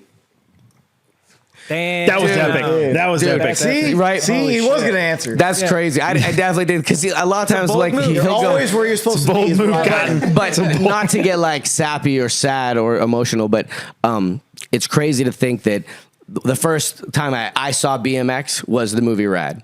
The first time I actually saw people doing tricks, and that man is in the movie Rad. And when I was 12 years old, if you were in the theater and you would have been like, yeah, when you're an old man, you're just going to be able to call that guy on your phone and talk to him, I would have thought you were absolutely crazy. And that's the best part about BMX, where it's like such a worldwide thing, but it's such a small community. And Dude, like, that's how I feel about Hoffman. right? Same thing. Like the first our time I ever heroes saw are it our was friends. that show. Yeah. And now like I'm like really good friends with Matt and like I ride for him. Yeah. And it's amazing. It's pretty dope, this little industry, man. Because I can't think of a different, like, It is what you NBA, make you it. have to be like one of the players in order. And even then, they have like this hierarchy shit. But it seems like everybody in BMX, including the legends, are fucking down to earth and shit. Yeah, it's like you know? it's like we talked about the other day, where it's like, We're still all just little kids riding bikes. yeah, and it's I think the camaraderie that you find in BMX is unmatched, and the reason that is where it's like if the five of us were nobodies and we were in Kazakhstan and we went to a skate park and there was two dudes that rode BMX, not even speaking the language, you'd be like, oh, these guys ride. Yep. Like they see the bikes, they know you ride. You're one of us. Like it's And not. they'd easy be like, to nah, a he doesn't BMX have a rider. cult frame. I ain't talking to him. No, it's not easy to be a BMX rider. Like He ain't got the shadow you have grip. to struggle, like to start riding. It's not cheap. Yep. It's not easy. Most kids, when you start riding, preteen or teenagers, your parents don't want you to do that. Right. You're an outcast. So when you stick with it and you see somebody else, you're like, oh hell yeah! Like you got bloody socks too, my dog. guy. Let's go. Yeah, exactly. Let me those see your shins. shins. Yeah, exactly. Everyone, Let me see your let's see if shins. you're really a BMX rider. Yeah, let me see your shins. That'd be a I got great some name. bad shins. I should start a podcast called "Let Me See Your Shins." My Fuck yeah, that's shins a are great- my shins are real messed Injury up. stories. I've Yeah, seen because I've I seen can the do- bone in my leg. I don't know. I can't even count how many times I've seen By my the way, shin they're bone. gray. Bones are Look like great. a light Cody's gray. had some gnarly injuries. Let's never. I was just picturing talking to those kids, the random kids at the skate park or whatever, and you don't speak the language, but you can go, Abubaca? You can say, Yeah. Fufanu? You know, like, it's- And they're like tribal leader. And we're like, dude, that's gonna be a sick trick. What if you just go to some remote island and there's just a big statue of a guy doing stalling on a big wooden bike? They just have the picture of Volker on the cover of Ride on the big boulder. Yeah. Just the foof on the boulder. They moved on the boulder. The 50th issue was it? Did Ron have something to do with Fufanu too? Or is that a different story? Do you know? No, I was like, I don't know. see, Fufanu is a weird one. I'm not sure about the history of Fufanu because I know that like technically Ron Harrell was doing Fufanus on kick turns where he would go to the top, pull the brake on the edge. seam and turn around. So technically it would be a Fufanu, but also they called it a kick turn. Diz back then. Hicks. Diz Hicks, How yeah. those kickers didn't flip over when all that weight was in? That's a good question. Fufanu, that would be a question for physics. Eddie Roman. Eddie Roman's another one that would be a great podcast. Dude, I need assistance. You guys know way more than I do. You guys come back and then I'll have them on, you know? Isn't Eddie Fiala still cruising around? Yeah, we rode with him not that long I ago. know. In yeah. One time in Huntington. One time at Interbike, Bill Allen was in the BMX. I call the section, the BMX section at Interbike. I always call that the slums. The slums. And I miss the slums. dude, the slums were what's up. Yeah, That's it was- the- The Gons over in the corner with all his candy wrappers, like ah. I would love to see that. But he was so Bill Allen, the dude who the actor that was in Rad. That Shout out to Bill that Allen. played the character Crew Jones. He was like signing autographs at this table, and everyone got lined up. And I had gotten up there. Well, no, it was before I got in line. I actually bumped into brain fart. CTE. You baby. just said his name. I'm Dave Chappelle, No, Richard Pryor, this is terrible. Yeah, CTE is kicking in right now. Tom Hanks, Oh, Fiala? Josh Fiola, thank you. Irvine. Gosh, Okay. I just, literally, just, I thought it was Josh Irvine. Yeah, I thought it Fiola. was thinking Josh back Irvine. like 5 stories. I literally was like, The how did it stories of- disappear out of my brain that fast? I bumped into Eddie and I was like, oh man, you gonna go get Crew Jones's autograph? Because I know he did all most of the bike riding for that, right? Yeah. And he goes, I am Crew Jones, and I was just like, ah. It's funny, dude, like, It was that's a- the youngest kid jockeying out the older I definitely dude. like poked Like, him it's on gonna purpose because I happen knew, eventually. and he's like, I am Crew Jones. I was like, that's amazing. But then I did go get in line and get the autograph. And when I got up there, Bill Allen was like, "Let me guess, I'm the reason you ride bikes." And I said, "No, actually, not at all." And he was like, and I was like, "Thanks for the autograph." Oh my gosh! But that was the first year that I did the Nora Cup Awards, and I could imagine that like for Bill Allen being there, like he's never been that enamored in his life, right? By 30 and 40-year-old men. Dude, What a crazy that movie was like, how many years has he been rolling off of that one? For real though. What was Long his time. follow-up film, you know? Rad 2. Back then, was that like the Lifetime special? No, Rad 2. No, he did Rad 2. There was another one? There was a Rad 2. I'm here to lie. Rad 2. No, Rad 2 Got is him. coming out soon. Yeah, Could okay. you see another I Rad heard- type yeah, movie? there's- Well, there's been a couple kind of like spin-offs. I know that Joel Moody did one. I was just gonna say, didn't Yeah. Joel do Yeah, Joel. something? Yeah, I want to say it's Shout out called Joel Moody. Breaking What was the Line, What was the Breaking- one with Ludacris? that was Scottish a good Johns. That was Fast a good and one. Furious? Ride. I think that was called Ride. Yeah, that was good. That was a good movie. Never seen it. Yeah. There's there's still John lots of potential Fast there. and Furious. John with Ron Carl, Ludacris. that's his movie. Yeah. Scottish John, yeah. Yeah. What do you guys want to talk about now? Let's talk about how this hole got in this sweatshirt. Ooh, look at that. okay, so Look at the upgrade, Right there. Morgan brought this up, so this is gonna segue. You got the to- same shirt on too. I know. Dude, Morgan's look gonna at the segue upgraded into the next. We're gonna get into this segment, We're and gonna then push Morgan's what business. Morgan's talking about is gonna segue into the next segment. So Morgan Wade, take it away. I'm gonna set the microphone down. Well, why do I tell? I want you to tell the story. Tell the story. So like, we're at this dude JT's house down in San Shout out Antonio. to Black Rifle Coffee. Black Rifle Coffee, baby. We're at Shout out to Snake JT's house Farm. hanging out, Snake and Farm. we're outside. Chase Hawk, were you there, Coach? Yeah. Coach was there. Obviously, I was there because I remember it. CT No, and, he just left. and Catfish and was Dane inside or Dane didn't go with the city? Dane was didn't with go. us. Didn't he watch the Oh, yeah, thing? yeah. Dane was with us. We Yeah, all, okay, we all okay, went. yeah. we all So went. anyway, we're all hanging out outside, and Chase is like standing there. He's got a beer. It's like It's an JT open has bar. this dope bar. It's like a little indoor like bar in the house that Wessel built for him. Nate Wessel built, and it's awesome in there. But so everyone's having some drinks. We're hanging out, and literally like Chase is like, "Hey." He's like, "Tell me to film." Like, Yeah. film this. I'm doing nothing. I'm sitting. He's sitting in a beach chair. Edison. I'm doing nothing. I'm watching innocent. the I'm not doing Starling. shit. Chase has sitting here like. But you were looking at the Starling. He goes, Chase has a little thing in his hand Gates that's off of it. burning, right? Like, and he's like, whoop, and he just flicks it on him, and he doesn't see it, and it lands right here on his arm. Yes. And I'm sitting there filming this. burning. We might be able to insert the clip.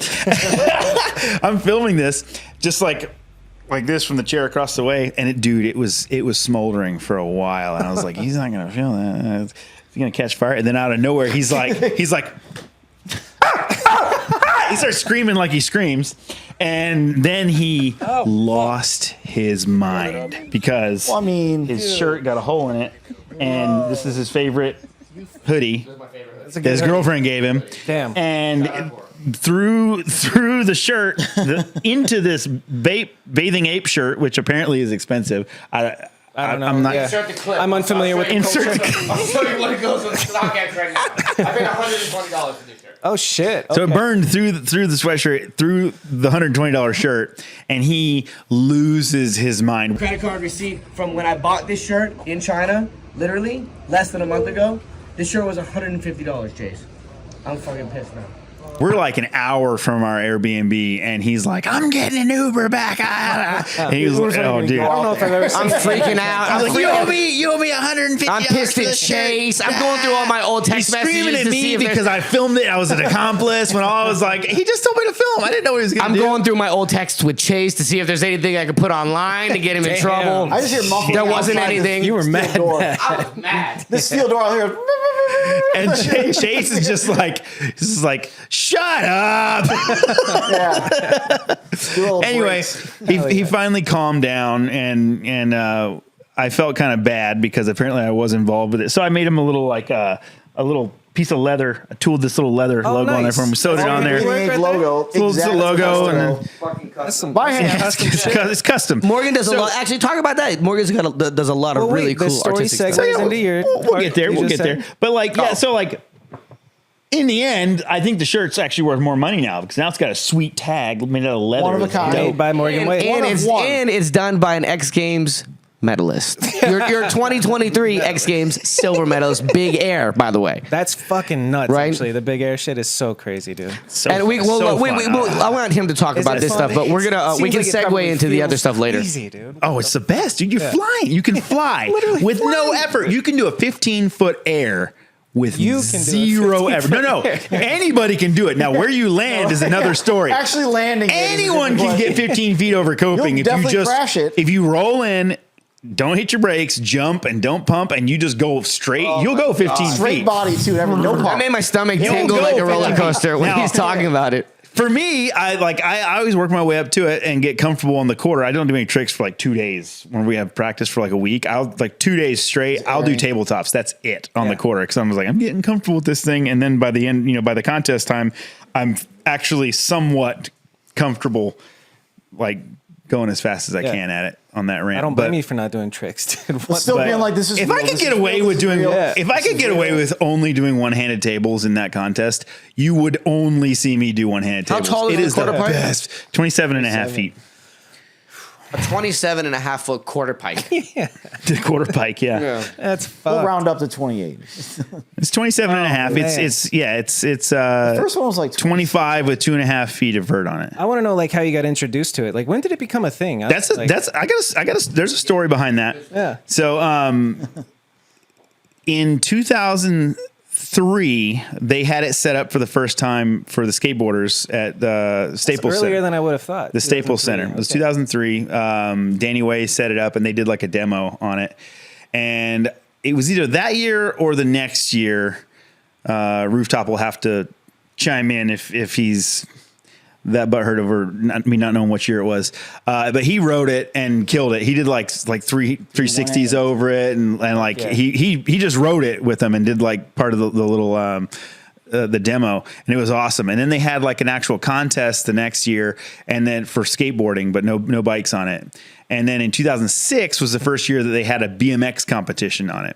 And it was literally, they had nobody to ride it because who rides that? $2. Who Yeah. rides that? And like, I was like, yeah, okay, I don't want to ride that. Yeah. And Pova was the team manager for Etnies, John Pova. House. Shout out John Pova, shout out the John man. One of my favorite humans. He was in my wedding also, by the way.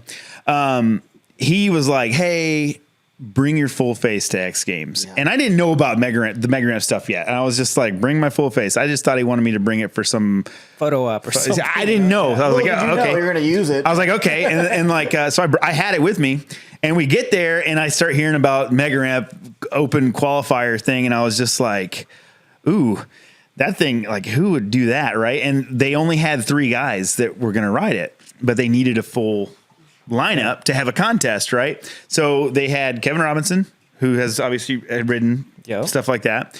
They had Alan Cook, who had ridden the thing at Point X a bunch. He'd done a bunch of stuff on that. And then Chad Keggy. And Chad had ridden, I'm sure he rode the Point X thing, but he also did the Boom Boom Huck Jam, where they had the big jump that went over the whole vert ramp into like a 20-foot quarter. Yeah. That quarter is actually the quarter at Elliot Sloan's house, the big 20-foot quarter. yeah. That's the quarter from that setup. Sick. So Elliot's What a base squad, dude. Elliot's setup is pretty much what they had for the Huck Jam, right? I never got to ride that, or actually I wish I had, but it didn't. But so they got these 3 dudes lined up to ride it, and then they literally said, hey, it's open practice. Anyone that wants to ride it, go ride it. If you want to be in the contest, you're in. That was it. You literally had to say, yeah, I'll do it. And so Pova's like, yeah, bring your helmet. You gotta try this. Is right up your. I think this is up your alley. You should Right do up this. your And I was alley. like, This is I was like, nah, bro, nah. And that was the same year that Scotty won Park. It was down. They had the big roll in with the big huge hips and stuff. And I did the pocket airs. Yeah. So like I was more focused on Park at that point in time. But Pova was like, no, you got to try it. And I was like, dude, I'll look at it. So we go over there and I went up to the top and Pova was with me. We get up there and I literally walked up to the roll and I went, nope. And I walked back and I went down the elevator and I was like, I'm good, dude. Finally. Heck no. And then No. What are you talking about? You're crazy. And then like literally, so Pova, being Pova, he's like, bro, just drop in on it one time and I won't ask you to do it again. Just once. If you drop in once and you don't like it, cool. I like that. But you got to at least see if you like it or not. Yeah. And this is what I love about Pova, because he knew what was best for me. Oh yeah, I'd gone down by now. Yeah. And I was like, all right, fine. I'll drop in once, but I was like, I'm not feeling this. And I literally got up there and I was like, for like a hot minute. And then finally I was like, okay, we're going. And I just dropped in and I knew if I didn't hit my brakes, I would clear it. So I was like, okay, I'm not going to go in the hole. If I just coast off this thing, cool. Went flying over this thing and it was like landed. And then I hit the quarter and I didn't do anything. And I did like a 12-foot air. Wow. With literally no effort. Like if you're in like a mini ramp and you drop in on one side, like a 6-foot mini, you drop in on one side, you roll the other side and you just kind of go boop, like right at coping. You just turn it with no effort. That's what I did. But I was 12 feet over coping on a 27 and I was like, this is the best thing ever. And I was like floored. I was like, this is amazing. And I literally went whoop, right to the elevator, went back up and just, it was like again. Oh, dude, over and over and over and over. Pova knows best. And then, yeah, absolutely, Pova knows best. That's what I'm saying. Pova knows best. And I was just like, this is the best. They had to prime, when the time was up, they had to prime me off the ramp. They're like, no, you got to stop. And I was like, no, I want to go another run. This is so good. Oh my God. Max not getting paid anymore. I was like, at that point in time, I didn't flip it. I was just like, yeah, I don't know about flipping it. I just was jumping it straight and doing Supermans and stuff like that. And then just hitting the quarter and doing tables. That's like literally all I could do on it, right? Mm-hmm. And then come contest time, and I know Koji will have plenty to say about this in a few minutes. So after I'm done, you can say your piece on this if you want to. Maybe not. But allegedly, he was told he could not ride this contest. But literally, he'll get into it. That's a whole other story. Literally, contest time comes around, and they're like, "All right, everyone that's signed up," and it was 4 dudes. I was the only one that like did it after riding practice, like that they allowed to do it. I'll say, yeah. So there was only 4 of us, and I got 4th place. It was sick. But like I wasn't gonna flip or doing like that. The other dudes were going nuts. Like Kegi was doing flip whips, and like they were all going crazy. They knew that. Robinson was doing like 15-foot flares on the quarter. Oof. It was bonkers. And I think I did like a super whip. And it was like one of the biggest super whips I think I've ever done, just straight over the jump and then just aired. And then I 360'd it, but it was actually more of a 450. Yeah. But I rode out of it. I like overcorked it. I was like, skid. And then it just kept going. But like from there, like obviously the next year came around. And because I had ridden that year, they were like, oh yeah, you come back and ride it again. So I rode it again. And I think they had an actual, they had a couple more guys jump in on it on the next year. It was inside Staples the next time. And then they had like an open qualifier, an actual qualifying event. And like Gary Young rode it too. Yeah. And like Nasty and a bunch of dudes like all rode like the qualifier. But, and I think that was the year Mira did it. But it just downhill from there, man. I've been addicted to it ever since Pova forced me to try it. Last time I rode the full size one was 2019 because that was the last year they had it. Yeah. Did I hear something like they're not doing the full size one anymore? Is that Well, they did last year and the year bore. They did it at Elliott's house, which is more of a smaller, right? It's smaller. Like there's the mini mega is like a 30-foot jump. That's like what they have at Woodward East. Yeah. It's like a 30-foot jump to an 18-foot quarter. And at Elliott's, I want to say is 30 or 35. Do you know how far it is, Coach? Oh, the gap? Is it 40? I don't think it's 40. 20. It's shorter. I think I want to say they made it a little bit bigger because they added a little bit to the rolling. I think it's like 30 or 35, and then the quarter's that 20-foot quarter from the Hug Jam, and they made it a little bit wider. But then there's one coming back, so you jump hit the quarter, and then there's like a long and low. It works really good for skate, not as good for bikes in my opinion, but it's a backyard ramp. Like Elliott's going to build something that's good, and it's awesome. I'd be stoked on it if I had it. Yeah. And that goes into an 18-foot quarter at the bottom, so you kind of get 2 hits, which is it's pretty cool. But it also ups the difficulty because you have to land good on the quarter. Right. The first quarter. So you're kind of like, wait, I want to do a crazy trick and maybe not land right, and then only get half a run. So it's kind of like there's a bit of a strategy involved to it. Yeah. So definitely, I've heard that they might move forward with a setup similar to that next year, or I really hope they go back to the full size because that thing is so fun. What's your favorite memory from all the big air shit that you've done? Like, what's your best moment? Best Landing moment somewhere? would, I mean, probably, honestly, let's see. It was in Staples Center. I think the highest I've ever gone was in Staples Center. It was in, it was actually in my run. I did a tabletop. It was when I rode for Amp Energy. So I had all the goofy, they had like the chest protector thing. And like, Was it outside? And no, it was inside. Okay. And I saw a picture of myself wearing like the chest thing. And I was like, absolutely not. That looks ridiculous. And I have not worn one since. I saw the picture and I was like, nah, I can't do it. Yeah. I'm not going to jump in on the football player stuff. I mean, whatever. But like, I went like, I mean, it was like probably close to 25 feet over coping. I can't even imagine, dude. But that was probably one of the most fun things. And then the first time I ever pulled a trip whip on it, I tried that the first time I tried a trip whip on it was actually an accident. I would kind of wanted to try it, and I'd been doing double whips, like grabbing the brakes in practice and doing double whips at like 18, 19 feet or whatever. And then contest came around. So I'm like, I ain't touching the brakes. We going balls to the walls, boy. So I was like, yeah, pumped. And I was like, double whip. And I went whip. And I was still going up when the second one came around. And I was like, ooh, this is bad. Because if I caught it, I would have just kept rotating and exploded. So I was like, yeah, we're doing 3. So I just let it go again. And I got to pedals and looped out. And I was like, it's possible. But it was my first run. And then I wanted to get a run on the board with the double whip. And then I was like, crap. Now everyone was going to want to see the triple whip every time. And I crashed it all 4 runs. So it's okay. It is what it is. Are we gonna see the world record air broken by Morgan Wade? What is a world record? I need to know that. There's some weird stuff around now. I mean, like, so Kevin Robinson has the Guinness World Record highest air, 27 feet. Matt Hoffman had the world record highest air in his yard getting towed by the motorcycle at 26 and a half. The 27 is highly debatable whether or not he actually went that high. It is debatable. I was there. It was debatable. I'm aware. I absolutely love Kevin and I love his family. Yes. R.I.P. Kevin Robinson. I have ultimate respect. So there's a lot of weirdness around that in the BMX world because a lot of people kind of understand what's going on with what was going on with that. And I was always like, well, if I just happen to go higher than 27 feet in a contest on live television, it will be settled once and for all, and it will be a nice one-handed invert. That everyone will be stoked on, right? So it's like all the yuck goes away, and it's just like, cool, heck yeah. So I tried it a bunch, but I never actually got all the way up. And Hoffman was actually really stoked on that idea too. Would you say 25 is the highest you've been?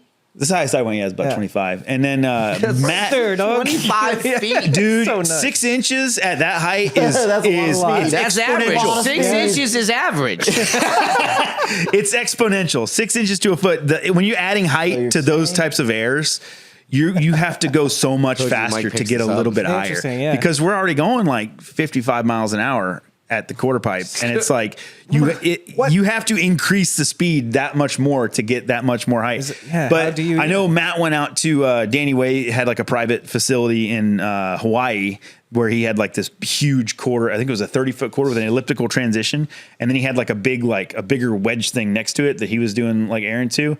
And Matt went out there while he was just filming and just went straight up and straight down in the quarter and went like, I'll say it looked like 30 feet to me. It was at least 28 plus a little bit. When is this? But it was around 30. I got I'll find the picture. We'll insert a picture here. I might even have video. We might be able to insert video. But then like right after that, he like crashed and like obliterated his collarbone and got knocked out and had to go home. And of course, the first thing he did when he got home was ate his favorite Mexican food to see if he could still taste. Because the first time years ago when he got went into a coma doing the high air stuff, he lost his sense of taste for like over a year. Dude, that's so he was like, I hit my head. Can I still taste stuff?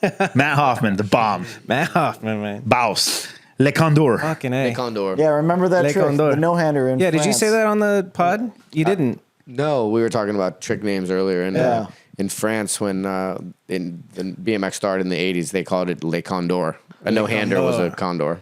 We should call it that here, the condor. I'll call it tomorrow. He did a condor, yeah. Condor. But it has to be like, it has to be a condor no-hander for it to count as a condor, not like a Nathan Williams, not like the grab the front pegs thing. Like, it's got to be out. Yo, bro. I think Fakey should be renamed to He's Riding Backwards. I like that a lot. What if Trick's names? Well, they kind of do change with time. You know, like the whole whiplash thing in England, where they would call whiplashes foot jam nose picks. They would call them whiplashes as opposed to in the States. So whiplash is a flatland trick. What if you're rolling with? But whiplash. what if every 20 years they just change the trick names? I like that. The year changes. Boom. Kids would be The confused. tricks names are different. know what I What would wanna you know? call a truck driver? 360 bars. 360 bars. Sidewinder. The fuck truck. That's a trick. That is a trick. What is that? It's a flatland trick he just taught me about. Truck. Let me explain it. I have no fucking idea. Insert the clip of from fuck Dorgan truck. in New York of A a double fuck fuck truck. truck. It's like a death truck. You know, a death truck. Keep going amongst yourself, But a fuck truck is when you step over the top. Do you hump the tire? No, you don't hump the tire. Right. All right, he's gone. What can we steal? So Put a scope in the Koji, place. let's sit down and talk to Koji Kraft a little bit. It's not. Koji, insert. Hold on. Shout out to Pova, because all three of us pretty much owe Pova.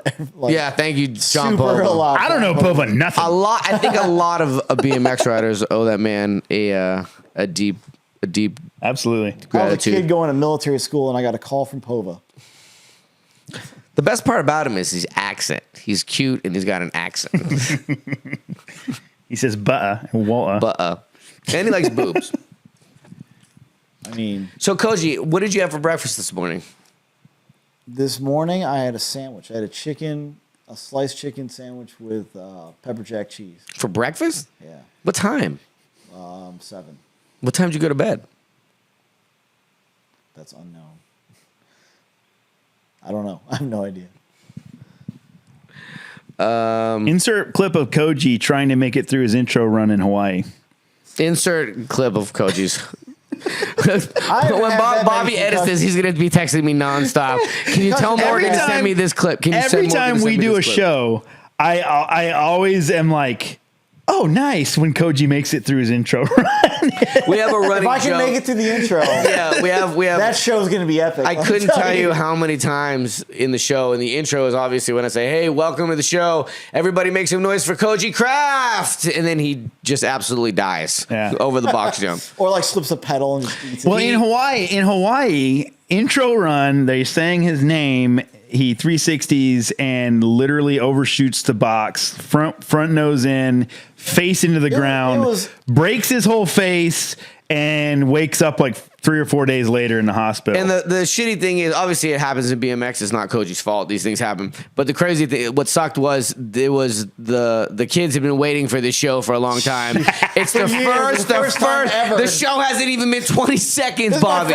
My first day in Hawaii. The show gets canceled. First time Koji ever. gets. Did you pee yourself? Did you pee yourself on the floor? I don't know, because allegedly there was water. Talk about underneath me. terrifying. The guy goes into a cardiac arrest in front of you and he pees himself. But you know how in Hawaii, to the viewers out there, you guys know in Hawaii, when somebody passes away or somebody's needs good energy, the culture in Hawaii is to do a paddle out. Surfboards, they all connect together, do flowers or whatever. The poor kids at this high school thought Koji was going to die, so they did a fucking paddle out for him in Hawaii. R.I.P. Koji. R.I.P. Koji. But Koji's okay. He gone. Guys are, if you're a Hawaiian. No, don't worry. I'm back, baby. We are back. Koji's we are back. back, baby. We are back. Koji, take another edible. Allegedly. Allegedly. What did I miss, boys? We were just talking about Koji. Good. Koji things. Need more attention on Koji right now. Tell me something, Koji. Koji's an arms dealer also. Oh, cool. Can I buy Yeah. a handgun? Well, yes. I run an 07 SOT, and it's... So if you don't know what an 07 SOT is, well, there's the 7347s, and then there's the LM74s. These are two different... No, I have no fucking idea what he's talking about. Nah, I like to make my. It just means it means the company he works for can deal and sell suppressors and NFA items, National Firearms Act items, full autos and suppressors and short barreled rifles, short barreled shotguns. That's a so legit it's stuff. thing, yeah. It's stuff that you have to essentially. You have to ask the ATF permission and pay them money to get. It's basically them trampling on the Constitution of the United States of America. But legal. that's how you can do it legally. The legal plug. No, legal. No, it's legal. It's legal. I can do a background. I can do an FBI background check on you and be like, you can have this now. Hell yeah. Yeah. Koji got all kind of guns. One time, Koji won a bunch of money at a BMX contest, and he dropped a lot of money on night vision goggles. And allegedly, he was driving all around Chicago with his headlights out, with the goggles on, just because he could. It was on the way back because we were like, we could drive with the lights off. And I had an old Ford Windstar minivan, 96 Windstar. And I was like, flip the lights off. Yeah. Do they make that noise? Like, is it like they do? Yeah, they do. Insert clip. Certain. Insert that clip. You're gonna be so busy with this edit. This is gonna be the hardest episode ever. We don't need to insert that clip. We have another rider that we did shows with that was staying at the house during the last C1 event down in Texas, and he was asleep. And I happen to have night vision goggles also. So we may or may not have made a video. This is a redneck sandwich that you're in the middle of right here. I don't know if you're ready. You know not where you're at. You're the salami in this redneck sandwich, boy. I even got a little knife with me right here. Look at this. Got a bottle opener on there. Koji definitely has a knife. Koji, you got a knife? Look. I feel safe with you guys. I feel very safe. I got another one right here. We got knives everywhere, man. Rednecks, my boys. When I moved to Texas, they gave me a knife. They gave me a knife in Texas. So anyway, carry a knife. we basically took the movie Silence of the Lambs, the end of that movie where she's in the basement and he cuts the power, and it's like, and he puts on the night vision goggles and like follows her around and like doesn't touch her face, spooky, real creepy. And we basically just did that while he was asleep and made a funny little edit. He wasn't may or may not. He wasn't very excited about it. Sorry, bro. I was crying. Does everything look all? Does it all look all green and shit? Oh yeah, it does. I'll show you. Yeah, it shows I've got some pictures through them. Fucking incredible. Show the video of the night vision. The newer stuff is like far superior to like the older the stuff I've got. It's a little bit older. Anything I actually have. Koji guy. Did you guys ever hear that? Did you guys hear the conspiracy theory? Or wasn't? It's not a conspiracy theory. Apparently, this is a thing. Hold on. Do you know the difference between a conspiracy theory and the truth? What? 6 months. There it is. I like that. Exactly. That's a good one. But I guess how many things has Alex Jones been wrong about in the last 20 years? Dude. Not a lot. Name one. Not a lot. Yeah.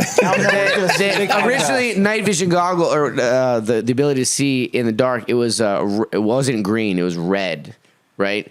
And during the test phase, I forget what war it is. You can look it up, but whatever it was, you know how you can see in infrared with night vision goggles. With whatever they were using was red, and they were being able to see in different dimensions. So people they were they're testing these goggles. They're like freaking out because they're seeing all this crazy stuff, and they had to change it from being red to green. Interesting. You can look it up on the internet. I saw it on the internet.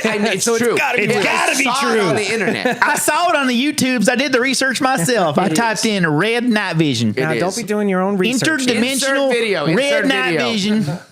Insert night vision. High school kids. The newer stuff is like far superior though. It's like super crisp and clear and like it's like white phosphorus is like some of the newer stuff. And it's more of like grays and black tones instead of the green, like classic green you see in all the OG movies and stuff. But like how it works? Could you explain to me, a 5-year-old, how night vision goggles work? Yeah. So it basically takes the ambient light that's there and like amplifies it. I don't know the specific process of how it works. Magic maybe. With the green phosphorus and the white phosphorus are the chemicals that they use to essentially magnify the light and show you the picture, which is why you have those different colors.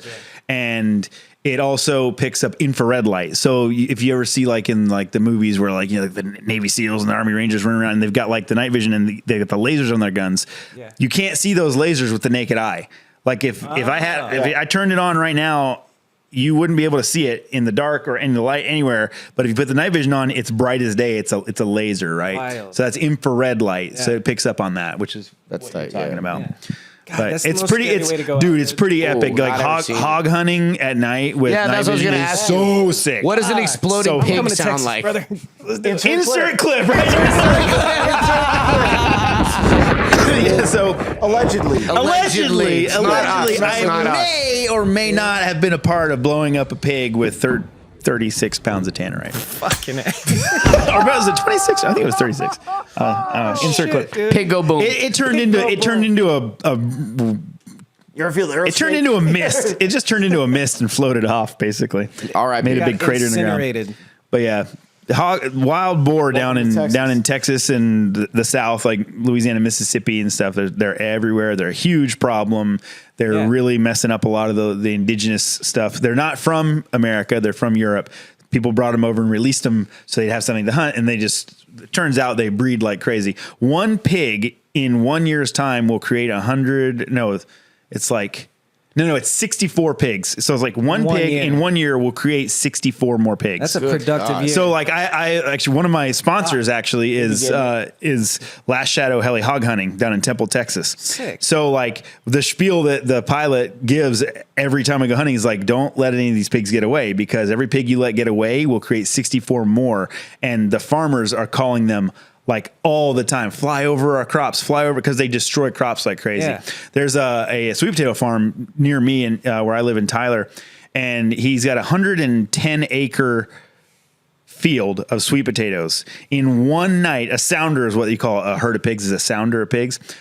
One sounder of pigs, maybe like 50, 60 pigs, ate literally 8 acres of sweet potatoes in one night. Wow.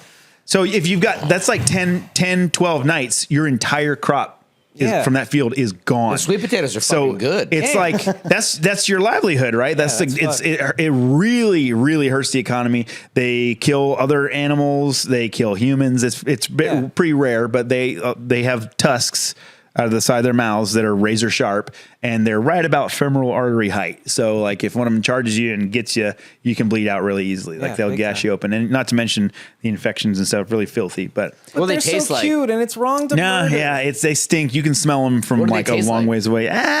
Not too good. I'm not a real big fan of wild boar meat, but I have this, my friend Matt Bolas. He owns a real fancy, I think it's 407 Kitchen in Tennessee. It's a real nice restaurant. He's the chef there. I'll have to figure out the name, make sure I got it right. But he is the only person that I've ever had wild boar made by that was absolutely melt in your mouth delicious. Is it like a gamey? Yeah, it's kind of gamey. It just tastes like, how do you explain gamey? It's kind of like Shay's Kitchen 407. No, Maybe. Gamey, no, gamey I've to never me is even thought like about gamey eating to me wild is boar. like it was made at a garage sale. here, let me see if I Yeah. find it. That's interesting. But yeah, it's kind of it just doesn't taste like, good. And honestly, it's like if you get like the little pigs, like if they're young, they're still they have a lot of fat on them. The older ones are very lean and they're just gristly and muscle, and like they just don't have very much fat on them. So they're like, the more fat that's in meat, the tastier it is, right? So like the bigger they get, the more muscle they have on them essentially, and less fat. Like one of the pigs, I shot a pig on my property last year, and we butchered it, and where you get bacon from is the belly meat on a pig, and it's like this thick on the pigs that they raise for meat, right? bacon, yeah. But because it's all that fat that's in there and whatnot, right? This thing it was probably a 180-pound pig. It was that thick. It was a fit pig. The belly meat was that Wow. thick, and it's just like it just doesn't taste that great. But like, yeah. He probably does. Chef Bolas, he knows how to do it because he made it, and man, you bite into that thing and it just melts in your mouth. Oh, it's so That good. lean pig probably is so lean because he does pig lotties. Dude. Oh, wow. Barucci. There's your Pig one zinger. Pilates. That's all you That get. was my zinger for the day. I've been watching a bunch of stand-up comedy preparing for this. Oh, yeah? Which one? No, not really. Who do you We've like? been watching a lot of Kill Tony at the house. Tony's the shit. Yeah, he's hilarious. That was the first time I saw that show. That's, Yeah, it's amazing. They're brutal, dude. It's nuts. Yeah, I think that's why they like go up there to do that, like so they get roasted at the end. Yeah. that's why I think I'm hesitant to do it. I would love to do it, but I think I'd be scared of getting roasted because it's so easy to roast me because I'm little and I look You would like kill it. I look It would like be Cat fun to watch. Williams. Yeah. The white Cat Williams. We gotta bring What else is going I on? believe it's 404 Kitchen. Shout out In 404 Nashville, Kitchen. Tennessee. Little yellow guy. Shout out 404 Kitchen. Get your pig lotties in today. Pig Lotties. Pig Lotties. We covered a lot. I'm Yeah, trying what to think the what fuck else else we do I Yeah, wanna know? 404 for Kitchen, legends. Nashville, Tennessee. Cool. Chef Matt Bolas. Yeah, 404 Kitchen. We'll put it up on the Shout screen. out 404 Kitchen. Dude, oh man, yeah, definitely his food, everything he makes is unbelievable. Yeah. It's an art, dude. Cooking. Ooh, And I've killed pigs with him. Hell yeah. We've gone hunting together. Some bonding. Speaking of killing very much pigs, can we go to Mount Rushmore? Yeah. I love this. I'm a big fan of this. It's like Let's do it. I'm a yeah, big I fan guess of we it. can. I love to how hear long other have we been people's. going? You want to just do the the standard podcast questions and get out of here? We can. 8:07. All right. So, fuck it. We'll go right to Mount Rushmore. I usually have a couple, but Morgan Wade, who's your BMX Mount Rushmore? And this isn't like a objectively true thing. It's like your 4 riders that you've loved and Okay, loved the 4 most. Mount Rush 4. I get it now. I get it. He's like, what the fuck are you bringing like Knowles into this for? I'll go with, because you could have different answers, because you could have like current or like growing up. I'll give you like the growing up, the greats growing up. For me, it was Matt Hoffman, Dave Mira, and then honestly, like I always loved Lee Ramsdale's riding back in the day. Yeah. And shoot, who would number 4 be? Good grief. He's stoked. You can't go wrong with Van Homan. Correct. Yeah, you cannot go wrong with Van Homan. Like those dudes, like I'm gonna add another face to Mount Rushmore. Nate Wessel. Was a huge influence on my riding. Like if you just watch the types of like transfers and gaps I do, and then immediately watch like Etney's forward Nate Wessel's part, you'll be like, oh, little Morgan must have watched that.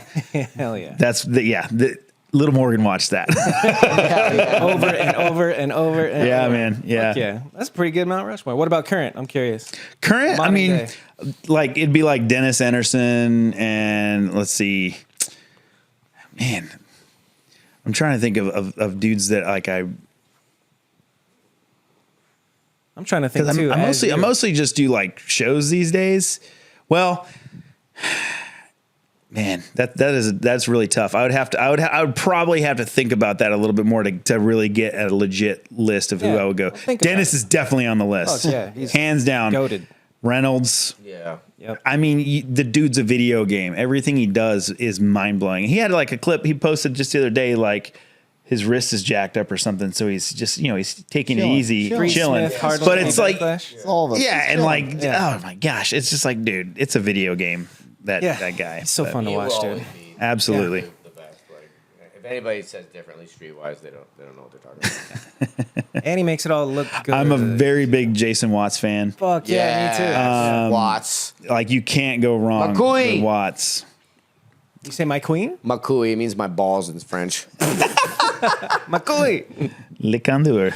I thought you were saying my queen to Jason. queen. Oh man. Shoot. Other than that, That's 3. that's 3. I got one more.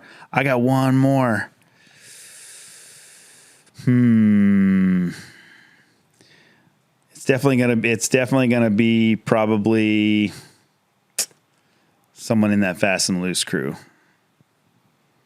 Yeah, man, they're all so Which good. Well, just the whole crew. Can they be a Fast and Loose can be one head. Yeah. one body? It's just the fast. I'll take Jason and my last, and we'll just say Fast and Loose. Boom. The Shout out rest. to Paul, shout out to Paul So Tulin. Dennis, Garrett, and Fast and Loose. That's fire. I Yeah, like that man. a lot. Yeah, Fast and Loose is special, man. Yeah, That's they're a good. I love once them. in a That new video is amazing. yeah. Yeah. They're a good crew. They make it look so fun. Where do you, before we move on to Koji's Mount Rushmore, where do you Whoa. consume your BMX these days? Are you like, how much of your algorithm is BMX on Instagram, if any? Because a lot of people. Most of it actually is. Nice. There's a lot of BMX on my Instagram. That's probably where I see most stuff these days. I don't really go on like online to websites and look up. Well, I do watch a lot of YouTube as well. So I mean, yeah, I'll pop up edits when they come up if someone's talking about it, or I see a snippet on That's how it the happens. gram, Like, it whatever. has to be talked about or shared by people that. Yeah, you it's follow. not. I definitely much prefer like the DVD video days where it's like, yo, the new video is dropping, and it's all like together a year around, later, but yeah. it's like boom, you get it, you finally get it, you buy it, and you wear it out. Yeah. I definitely miss that because now more so it's like whoever had the best part in the video, people are only going to watch that one section. Right. They're only going to watch that one part and not the whole video. Whereas when you're putting the DVD in, you just let it play and you see everybody's parts.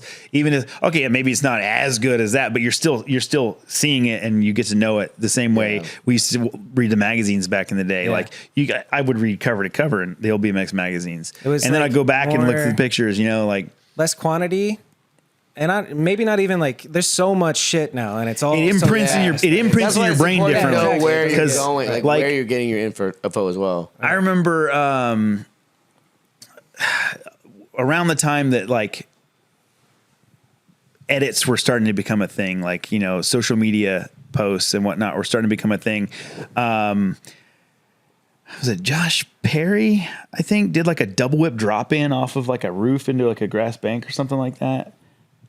Sounds I don't doubt I think it was Josh sounds Perry. about right. Yeah. And I was like, I remember like commenting on it and being like, yo, like, and I didn't mean any disrespect at all. It was an amazing clip, but I was like, why would you waste that on social media? And now it's not. Why wouldn't you always- save that for? And his response was epic. He was like, no, I'm not filming for anything. Like, and I do that every was day. really stoked on this clip. And I wasn't trying to like be a downer or anything. I was like, dude, that was so amazing. Like that deserves more than a social media post. Yeah. And I don't think he took it the wrong way or anything, but he was like, I wasn't filming anything. So we put it out and I was like, dude, it was awesome. But like that, for example, that was literally like, boom, it was everywhere for like a week and then it was gone. Yeah. And if That's that how was it in a is. video part, that is like immortalized in that video Right. part. I mean, like, holy crap. Like, look at Criminal Mischief, Van Homan, Criminal Mischief. Right. Like the manual down that ledge with the big drop on the one side, the manual down the handrail, down the like all those things, the little like quick manual to gap to double set, like the Derek Dusters, all those things are like ingrained in my brain because I've seen them so many times, those Right. clips so many times. And it's just like, that's BMX, you know? Imagine those being just Instagram clips that you scroll past. It's like, Right. We would have no idea they even existed right now. Like, Unless move on. everybody Yeah. forgets. You know? Yeah, so it's like bing bong, and then you have like a lot of guys coming up, and this is a little bit off topic, but you have a lot of dudes that will put out a banger, a little short section or something, and everyone talks about them for like A day, a month, you or know? day, Yeah. however long until it's the algorithm pushes it out and no one's seeing it anymore. And then it's like you got these people that they got like just shoved into the spotlight. And there's like, yeah, this is sick. That's awesome. And then it's gone. And then they're just Shivering like, in the yo, cold, in like, the rain. what the heck, man? Yeah. So then everyone's like trying to chase that rather than like working up to it and achieving it. You get dosed with it and then you want to chase it like a drug almost. Yeah. you know? That's So well it's, put, dude. it's a little Yeah. bit, it's a little the bit, dopamine it's just hit. different, you know? Yeah. And it's cool. I mean, I love it. Like it's still like BMX is still awesome, and it's just so different than it used to be. And like again, I'm not hating on the current state of BMX, but it's just so different. And like I'm in love with that, what I grew up with. Right. Everyone kind of is, I think. Yeah. But I also love the new stuff too. So wild how the internet Past- shifted everything. Yeah. Koji, who's your Mount Rushmore? Mount Rushmore is a American landmark in Oh, thank you very much, North Dakota. Catfish son. But no, I mean, mine would probably be your standard for any mid school rider. You know, Matt Hoffman, Joe Rich, Taj, Jamie Ron.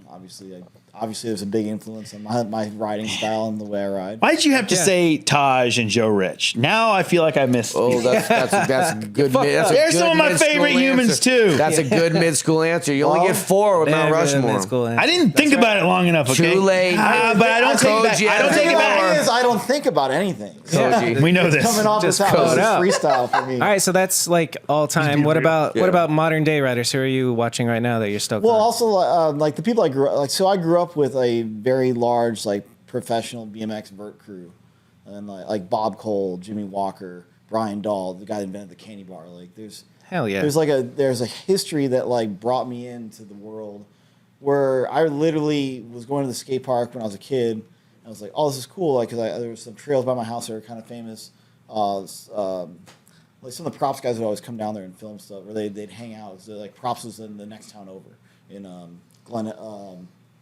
What is it? Where'd you grow up? So I grew up in Addison, Illinois, and it's a northwest suburb of Chicago. And props was in Elk Grove Village, like right down the street, like maybe 2 towns over.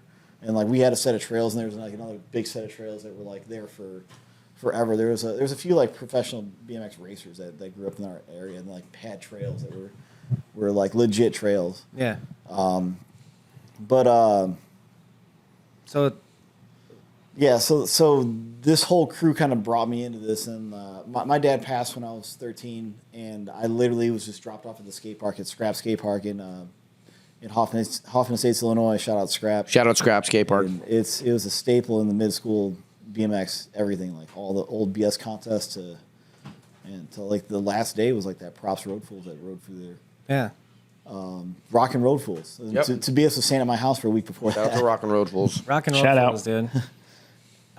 Modern writers, Koji. Do you pay attention to any of them? Yeah, I mean, the obvious was Dennis Anderson. Yeah. I knew him when he was little, just Little playing dude. around in Barta whips on the vert resi, and just like, what? Who is this Yeah. little like 16-year-old kid? But like, I mean, even before that, like we always came over to the mini ramp that like when I lived in Ben Snowden's backyard. Shout out Ben Snowden. We had Ben's backyard, and then we'd like go to all the different mini ramps in the area and stuff. And Just see young Dennis shredding. That's fire.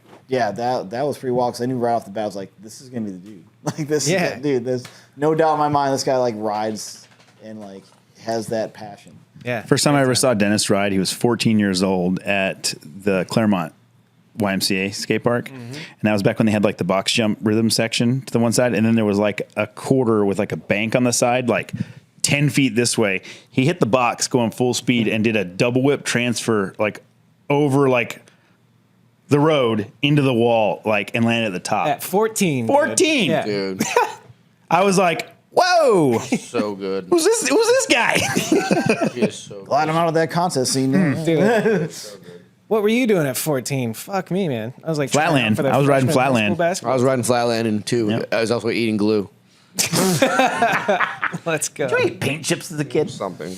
Who's your Mount Rushmore catfish? We've been easily that guy that was on the phone. That's why it was crazy that we talked to him, Ron Wilkerson. If people don't know Ron, like, because for me, I got into BMX in like late 86, 87. And back then, if you were into BMX, you went and got a BMX bike, the next purchase you made were leathers. You had a leather jersey and a leather, like racing leathers. That's what everybody wore. That was the cool thing to do. You had your safety gear. Every contest, if you look at Would any you wear contest, the nut cup on your face? I had one. I definitely had one. I got a helmet from a old like motorcycle helmet from Goodwill, and I painted all this crazy shit on it, and then I had like I ordered one from Frankfurt. But if you look at any footage from a contest from 1980, pretty much the inception of BMX contests, for 84, 85, 86, 87, 88, every single major contest pro would have jersey on and leathers on, even if they weren't sponsored by that company. Radical Rick, baby. And that was the thing. And then Ron Wilkerson came on the scene, and he was just this thinking outside of the box. He started his own company, Too Hip, and he was the first one to be like, yo, I'm not wearing that crap. I'm going to wear shorts and enter vert contest.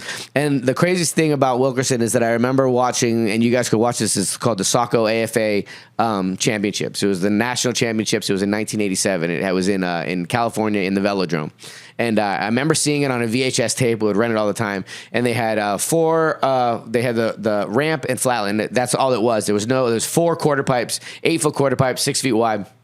And it was Wilkerson, Blyther, Mike Dominguez, and Josh White in the finals. You could watch it on TV.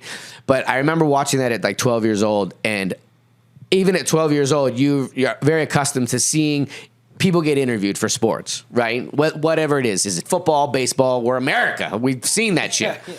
And on this interview, and you can see this on the video, the reporter is interviewing Brian Blyther, who's teammates with Ron Wilkerson, and they're also competing against each other in the finals. And she's sitting there with the microphone, talking, going back and forth with Brian Blyther. Ron Wilkerson is in the background, pretending she's interviewing him, and he's just like pretending to answer her questions. And my mind was blown because at 12 years old, I was like, this is cool to do in BMX. Like, it's cool to fuck around and like mess with your friends. And I was so drawn to BMX because of your that. head tube's cracked. Hell yeah. Right? Yeah, right. You better fix that. That's a messed and up I was so drawn to BMX because of like something like that, where I was like, oh, this ain't like regular sports. This is like something cool, you know? Hell yeah. And so he's definitely, long story short, Ron Wilkerson, Dave Mira for everything, All the reasons. who he is. Yeah. Brett Banasewicz, without a doubt, Mad Dog. Shout out Mad Dog, one of the greatest people to ever touch a BMX bike. And fourth, I would probably say, I'm going to put 5. No, I'll keep it. You get 5? I'll keep it at 4. Chase Gwynn is his name. He's a flatlander.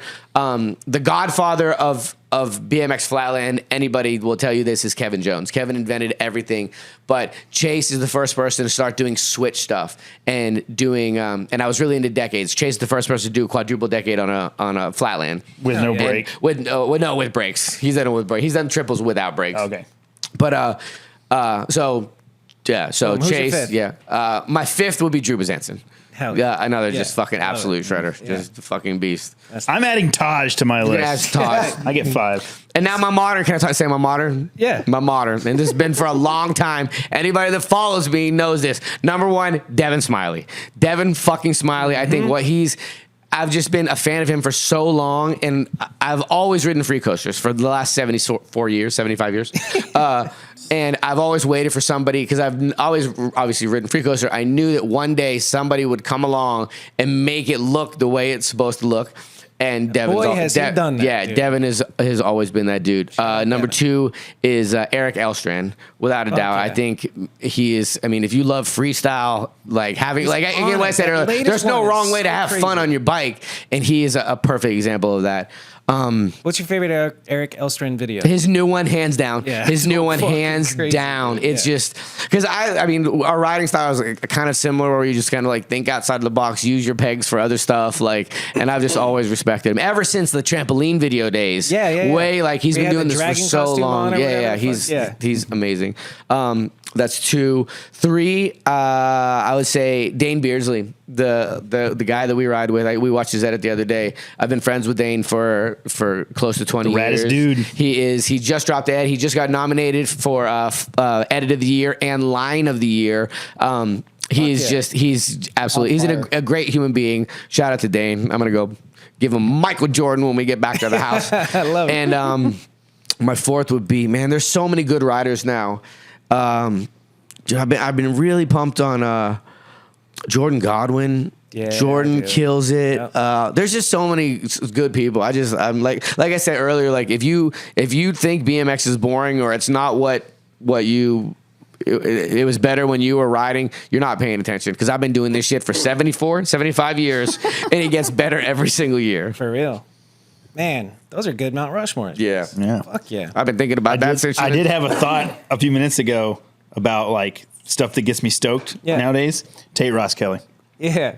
I love watching him ride. It's so wildly outside the box. Yes. Yeah. And It awesome. Sure is, man. What's Spot your favorite usage. Tate Ross Kelly trick that comes to your head?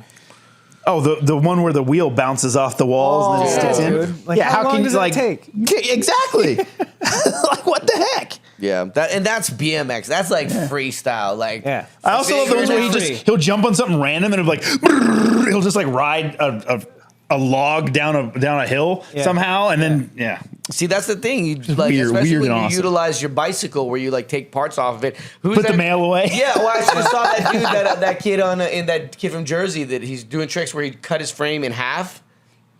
I haven't seen that. What kid from Jersey? I don't know what you're talking. It's on a shirt, right? It's on a shirt. I saw it on a shirt. It is on a shirt. Yeah, it's on a shirt.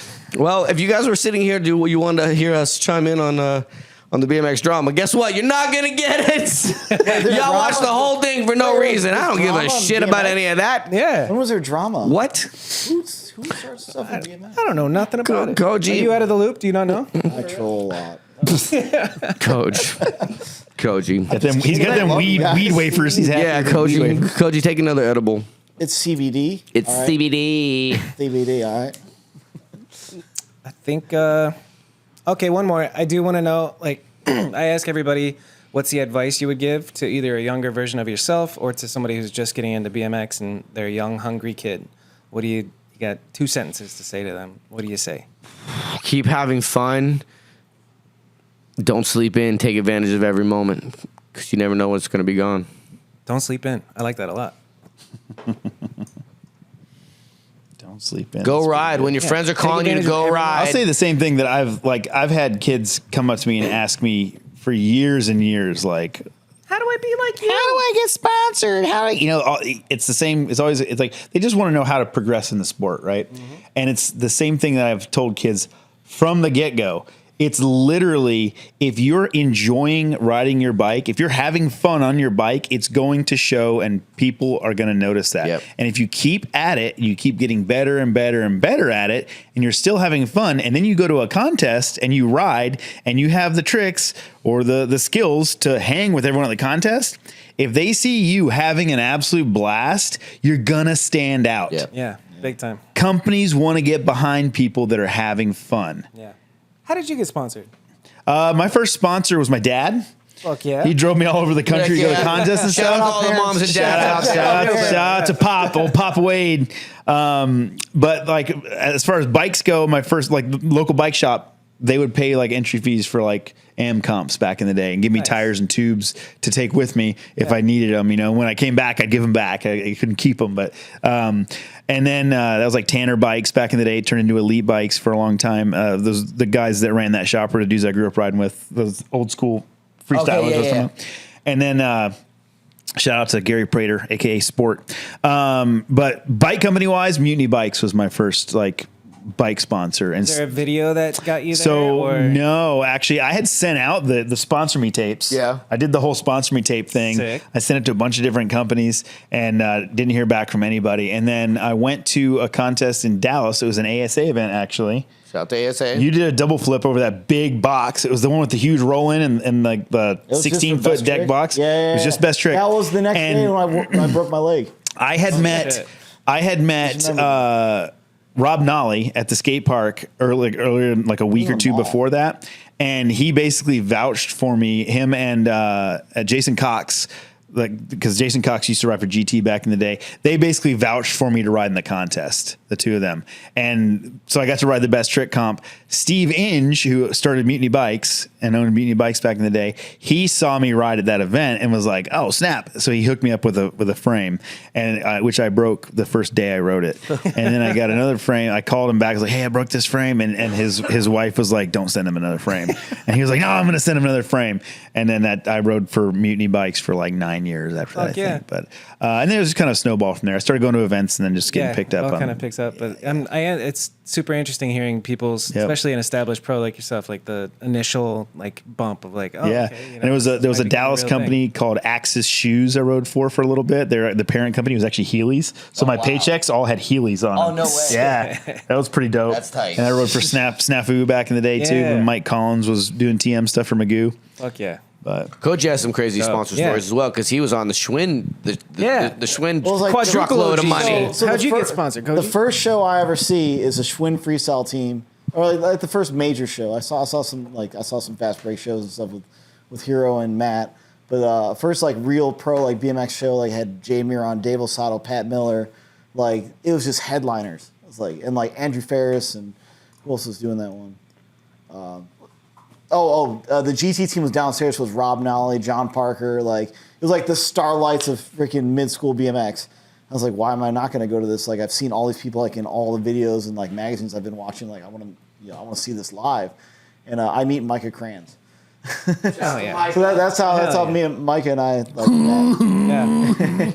And ever since then, like I was like that was like the people. Those like the dudes. You know, like I actually got Pat Miller's chest protector from Micah.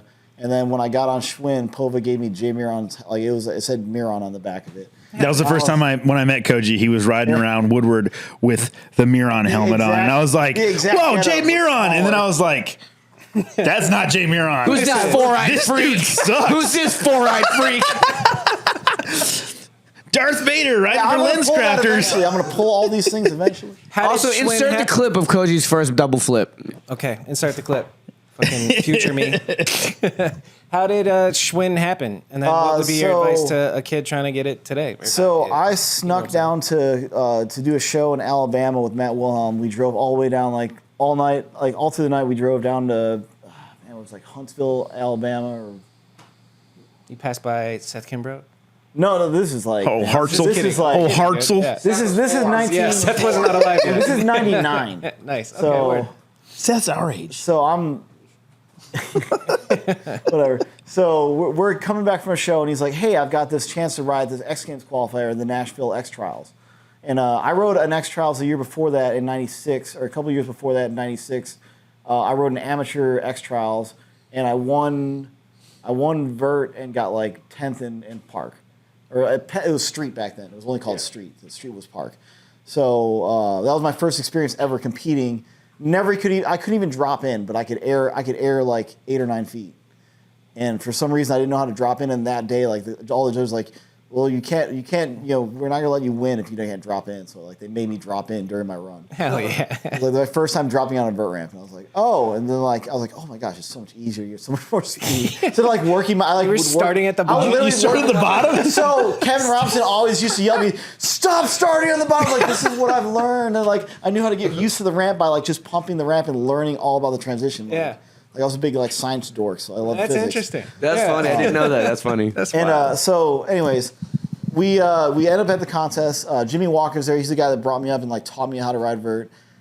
He convinces Matt. He's like Matt. There's no other like guys riding in the vert contest. You just said you learned how to ride vert from a skateboarder. Jimmy Walker? Oh, I thought he's Coleman. I thought he's no. No.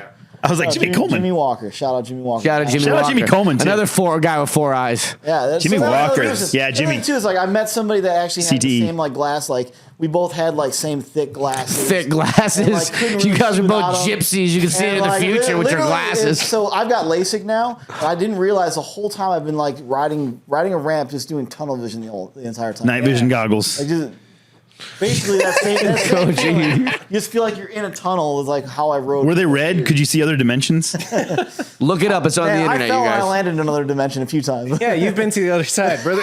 You've definitely been to the other side. No, but so Jimmy convinces Matt, and this is my first time ever meeting Matt Hoffman. So I'm just like, this is like an epic moment. And then Matt comes up to me, is like, hey man, you're 18. And Jimmy's like, grabs the waiver. He's like, he's 18. I was 17 at the time, and like Matt's just like, here, sign this, and Jimmy's like, sign the paper. I sign it, and all of a sudden, like Jimmy comes up to me, he's like, hey, you're not in the contest, you're not really that good, but he's gonna let you ride practice, and you can just hang out and like get autographs and stuff on the deck. So I'm up top, just like getting autographs from all these fucking pros that I've been like looking up to my whole life. And like they kind of saw me ride practice a little bit, and I'd like stop and like, hey, can I get autographs? Like, get the fuck out! Like they would like push me aside and be like, what is like? I didn't know like I was competition. I had no idea like this is what competition is like, and like this is my first experience like seeing these people, and I'm like, dude, these people. Koji had a contest trying to get everybody's autographs. That's like, so yo, funny. They must have been like, what the heck's going on?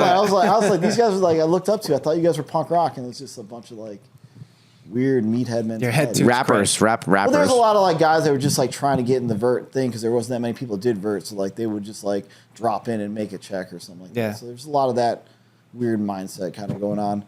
But I just came to I wanted to ride the ramp. I was like, dude, that's the first time I get to ride a ramp that's not. Scrap was like 25 feet wide, so now I'm like hitting a 65 or 60 or 30 foot wide vert ramp for the first time, like a kid in the candy store, just like how old were you? Everything.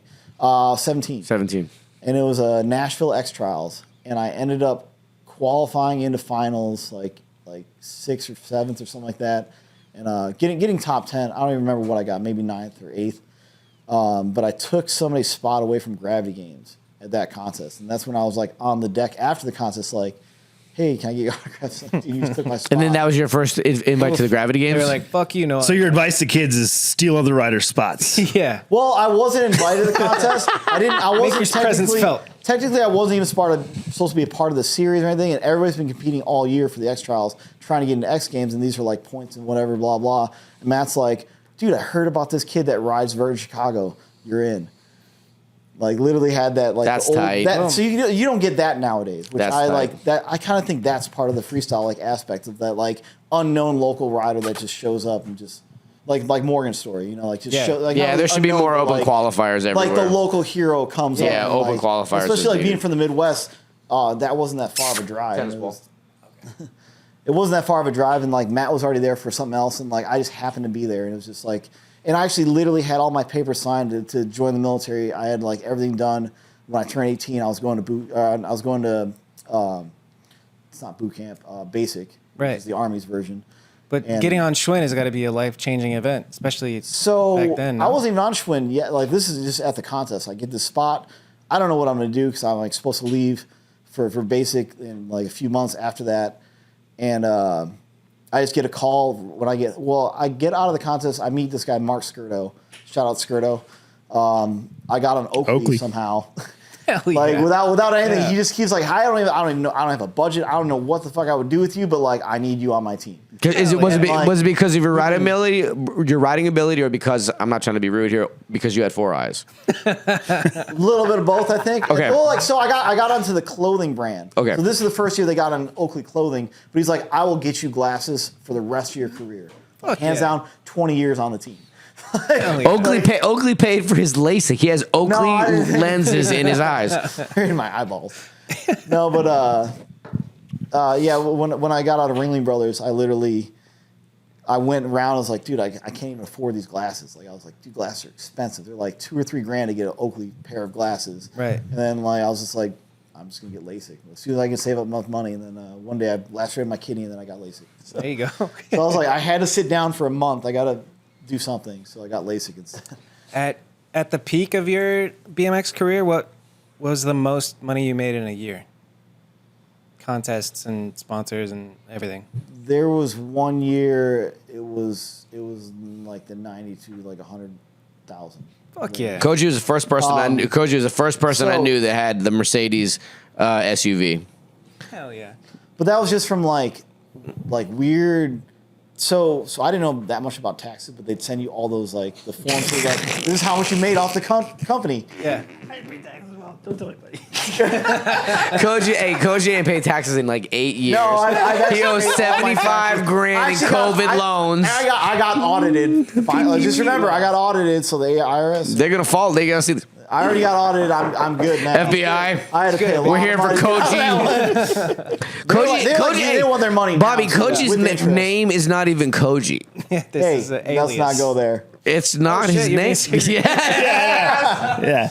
Koji's his middle It's a name. marketability thing. Koji's all right? his middle name. No, my real name is Koji, but It's his middle name. It's Koji. His name is Koji. It's C. Show him a government ID where that's your first name. Koji. my first name, Koji Kraft, like Coochie, but Koji. What is your name? Koji. Aaron. Hey, Aaron. He's an Aaron. Aaron. Hey, Aaron. Yeah, no, there was an Albies contest about that. If they could name my first, like my name, you get like a discount coupon. Nice. was like- Shout out to Albies. Shout out Albies. Look at this shirt. Oh, you got the Albie shirt on. got the Albie shirt. You got the Albie shirt on from Shout out 2004. Dude, so Mark Flipowitz is the first person that told me my first real BMX bike. Like the one I had before that was like a piece together from like my brother and sister's like bikes and stuff. But it's gonna go everywhere. I know. That's why I'm glad. show we all have ADHD? That's why I'm glad. That's why it's important in the beginning. We say Koji took some edibles because when people are watching this, they're gonna be like, Allegedly. "What the fuck is he talking about?" Weird advice. People went in like there's people that are watching this that went in to true their wheel, and they're coming back in the room. And they're going, "He's still fucking talking. He's still fucking talking." Koji. I mean, I'd say you seem like you sobered up pretty good there. Koji, back to the original question. What advice, Allegedly. Koji, what advice do you have for young people on the come up? Don't do edibles, kids. Fight the power.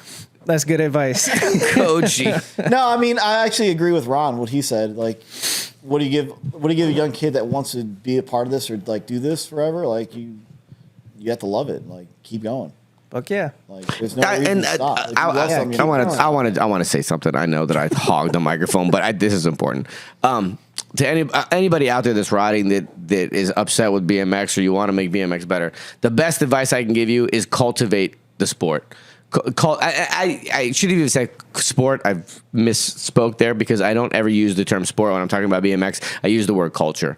And what I mean by that is when you guys are at skate parks and you see kids that are just starting out, go spend 5 minutes with them. Just go introduce yourself to them and help them out. Okay. Because that makes all the difference in the world. And I'm in a super awesome position where I'm with superstars at all times. So when I see kids, I can go talk to them for a second. I'm like, hey, do you want to meet X Games medalists?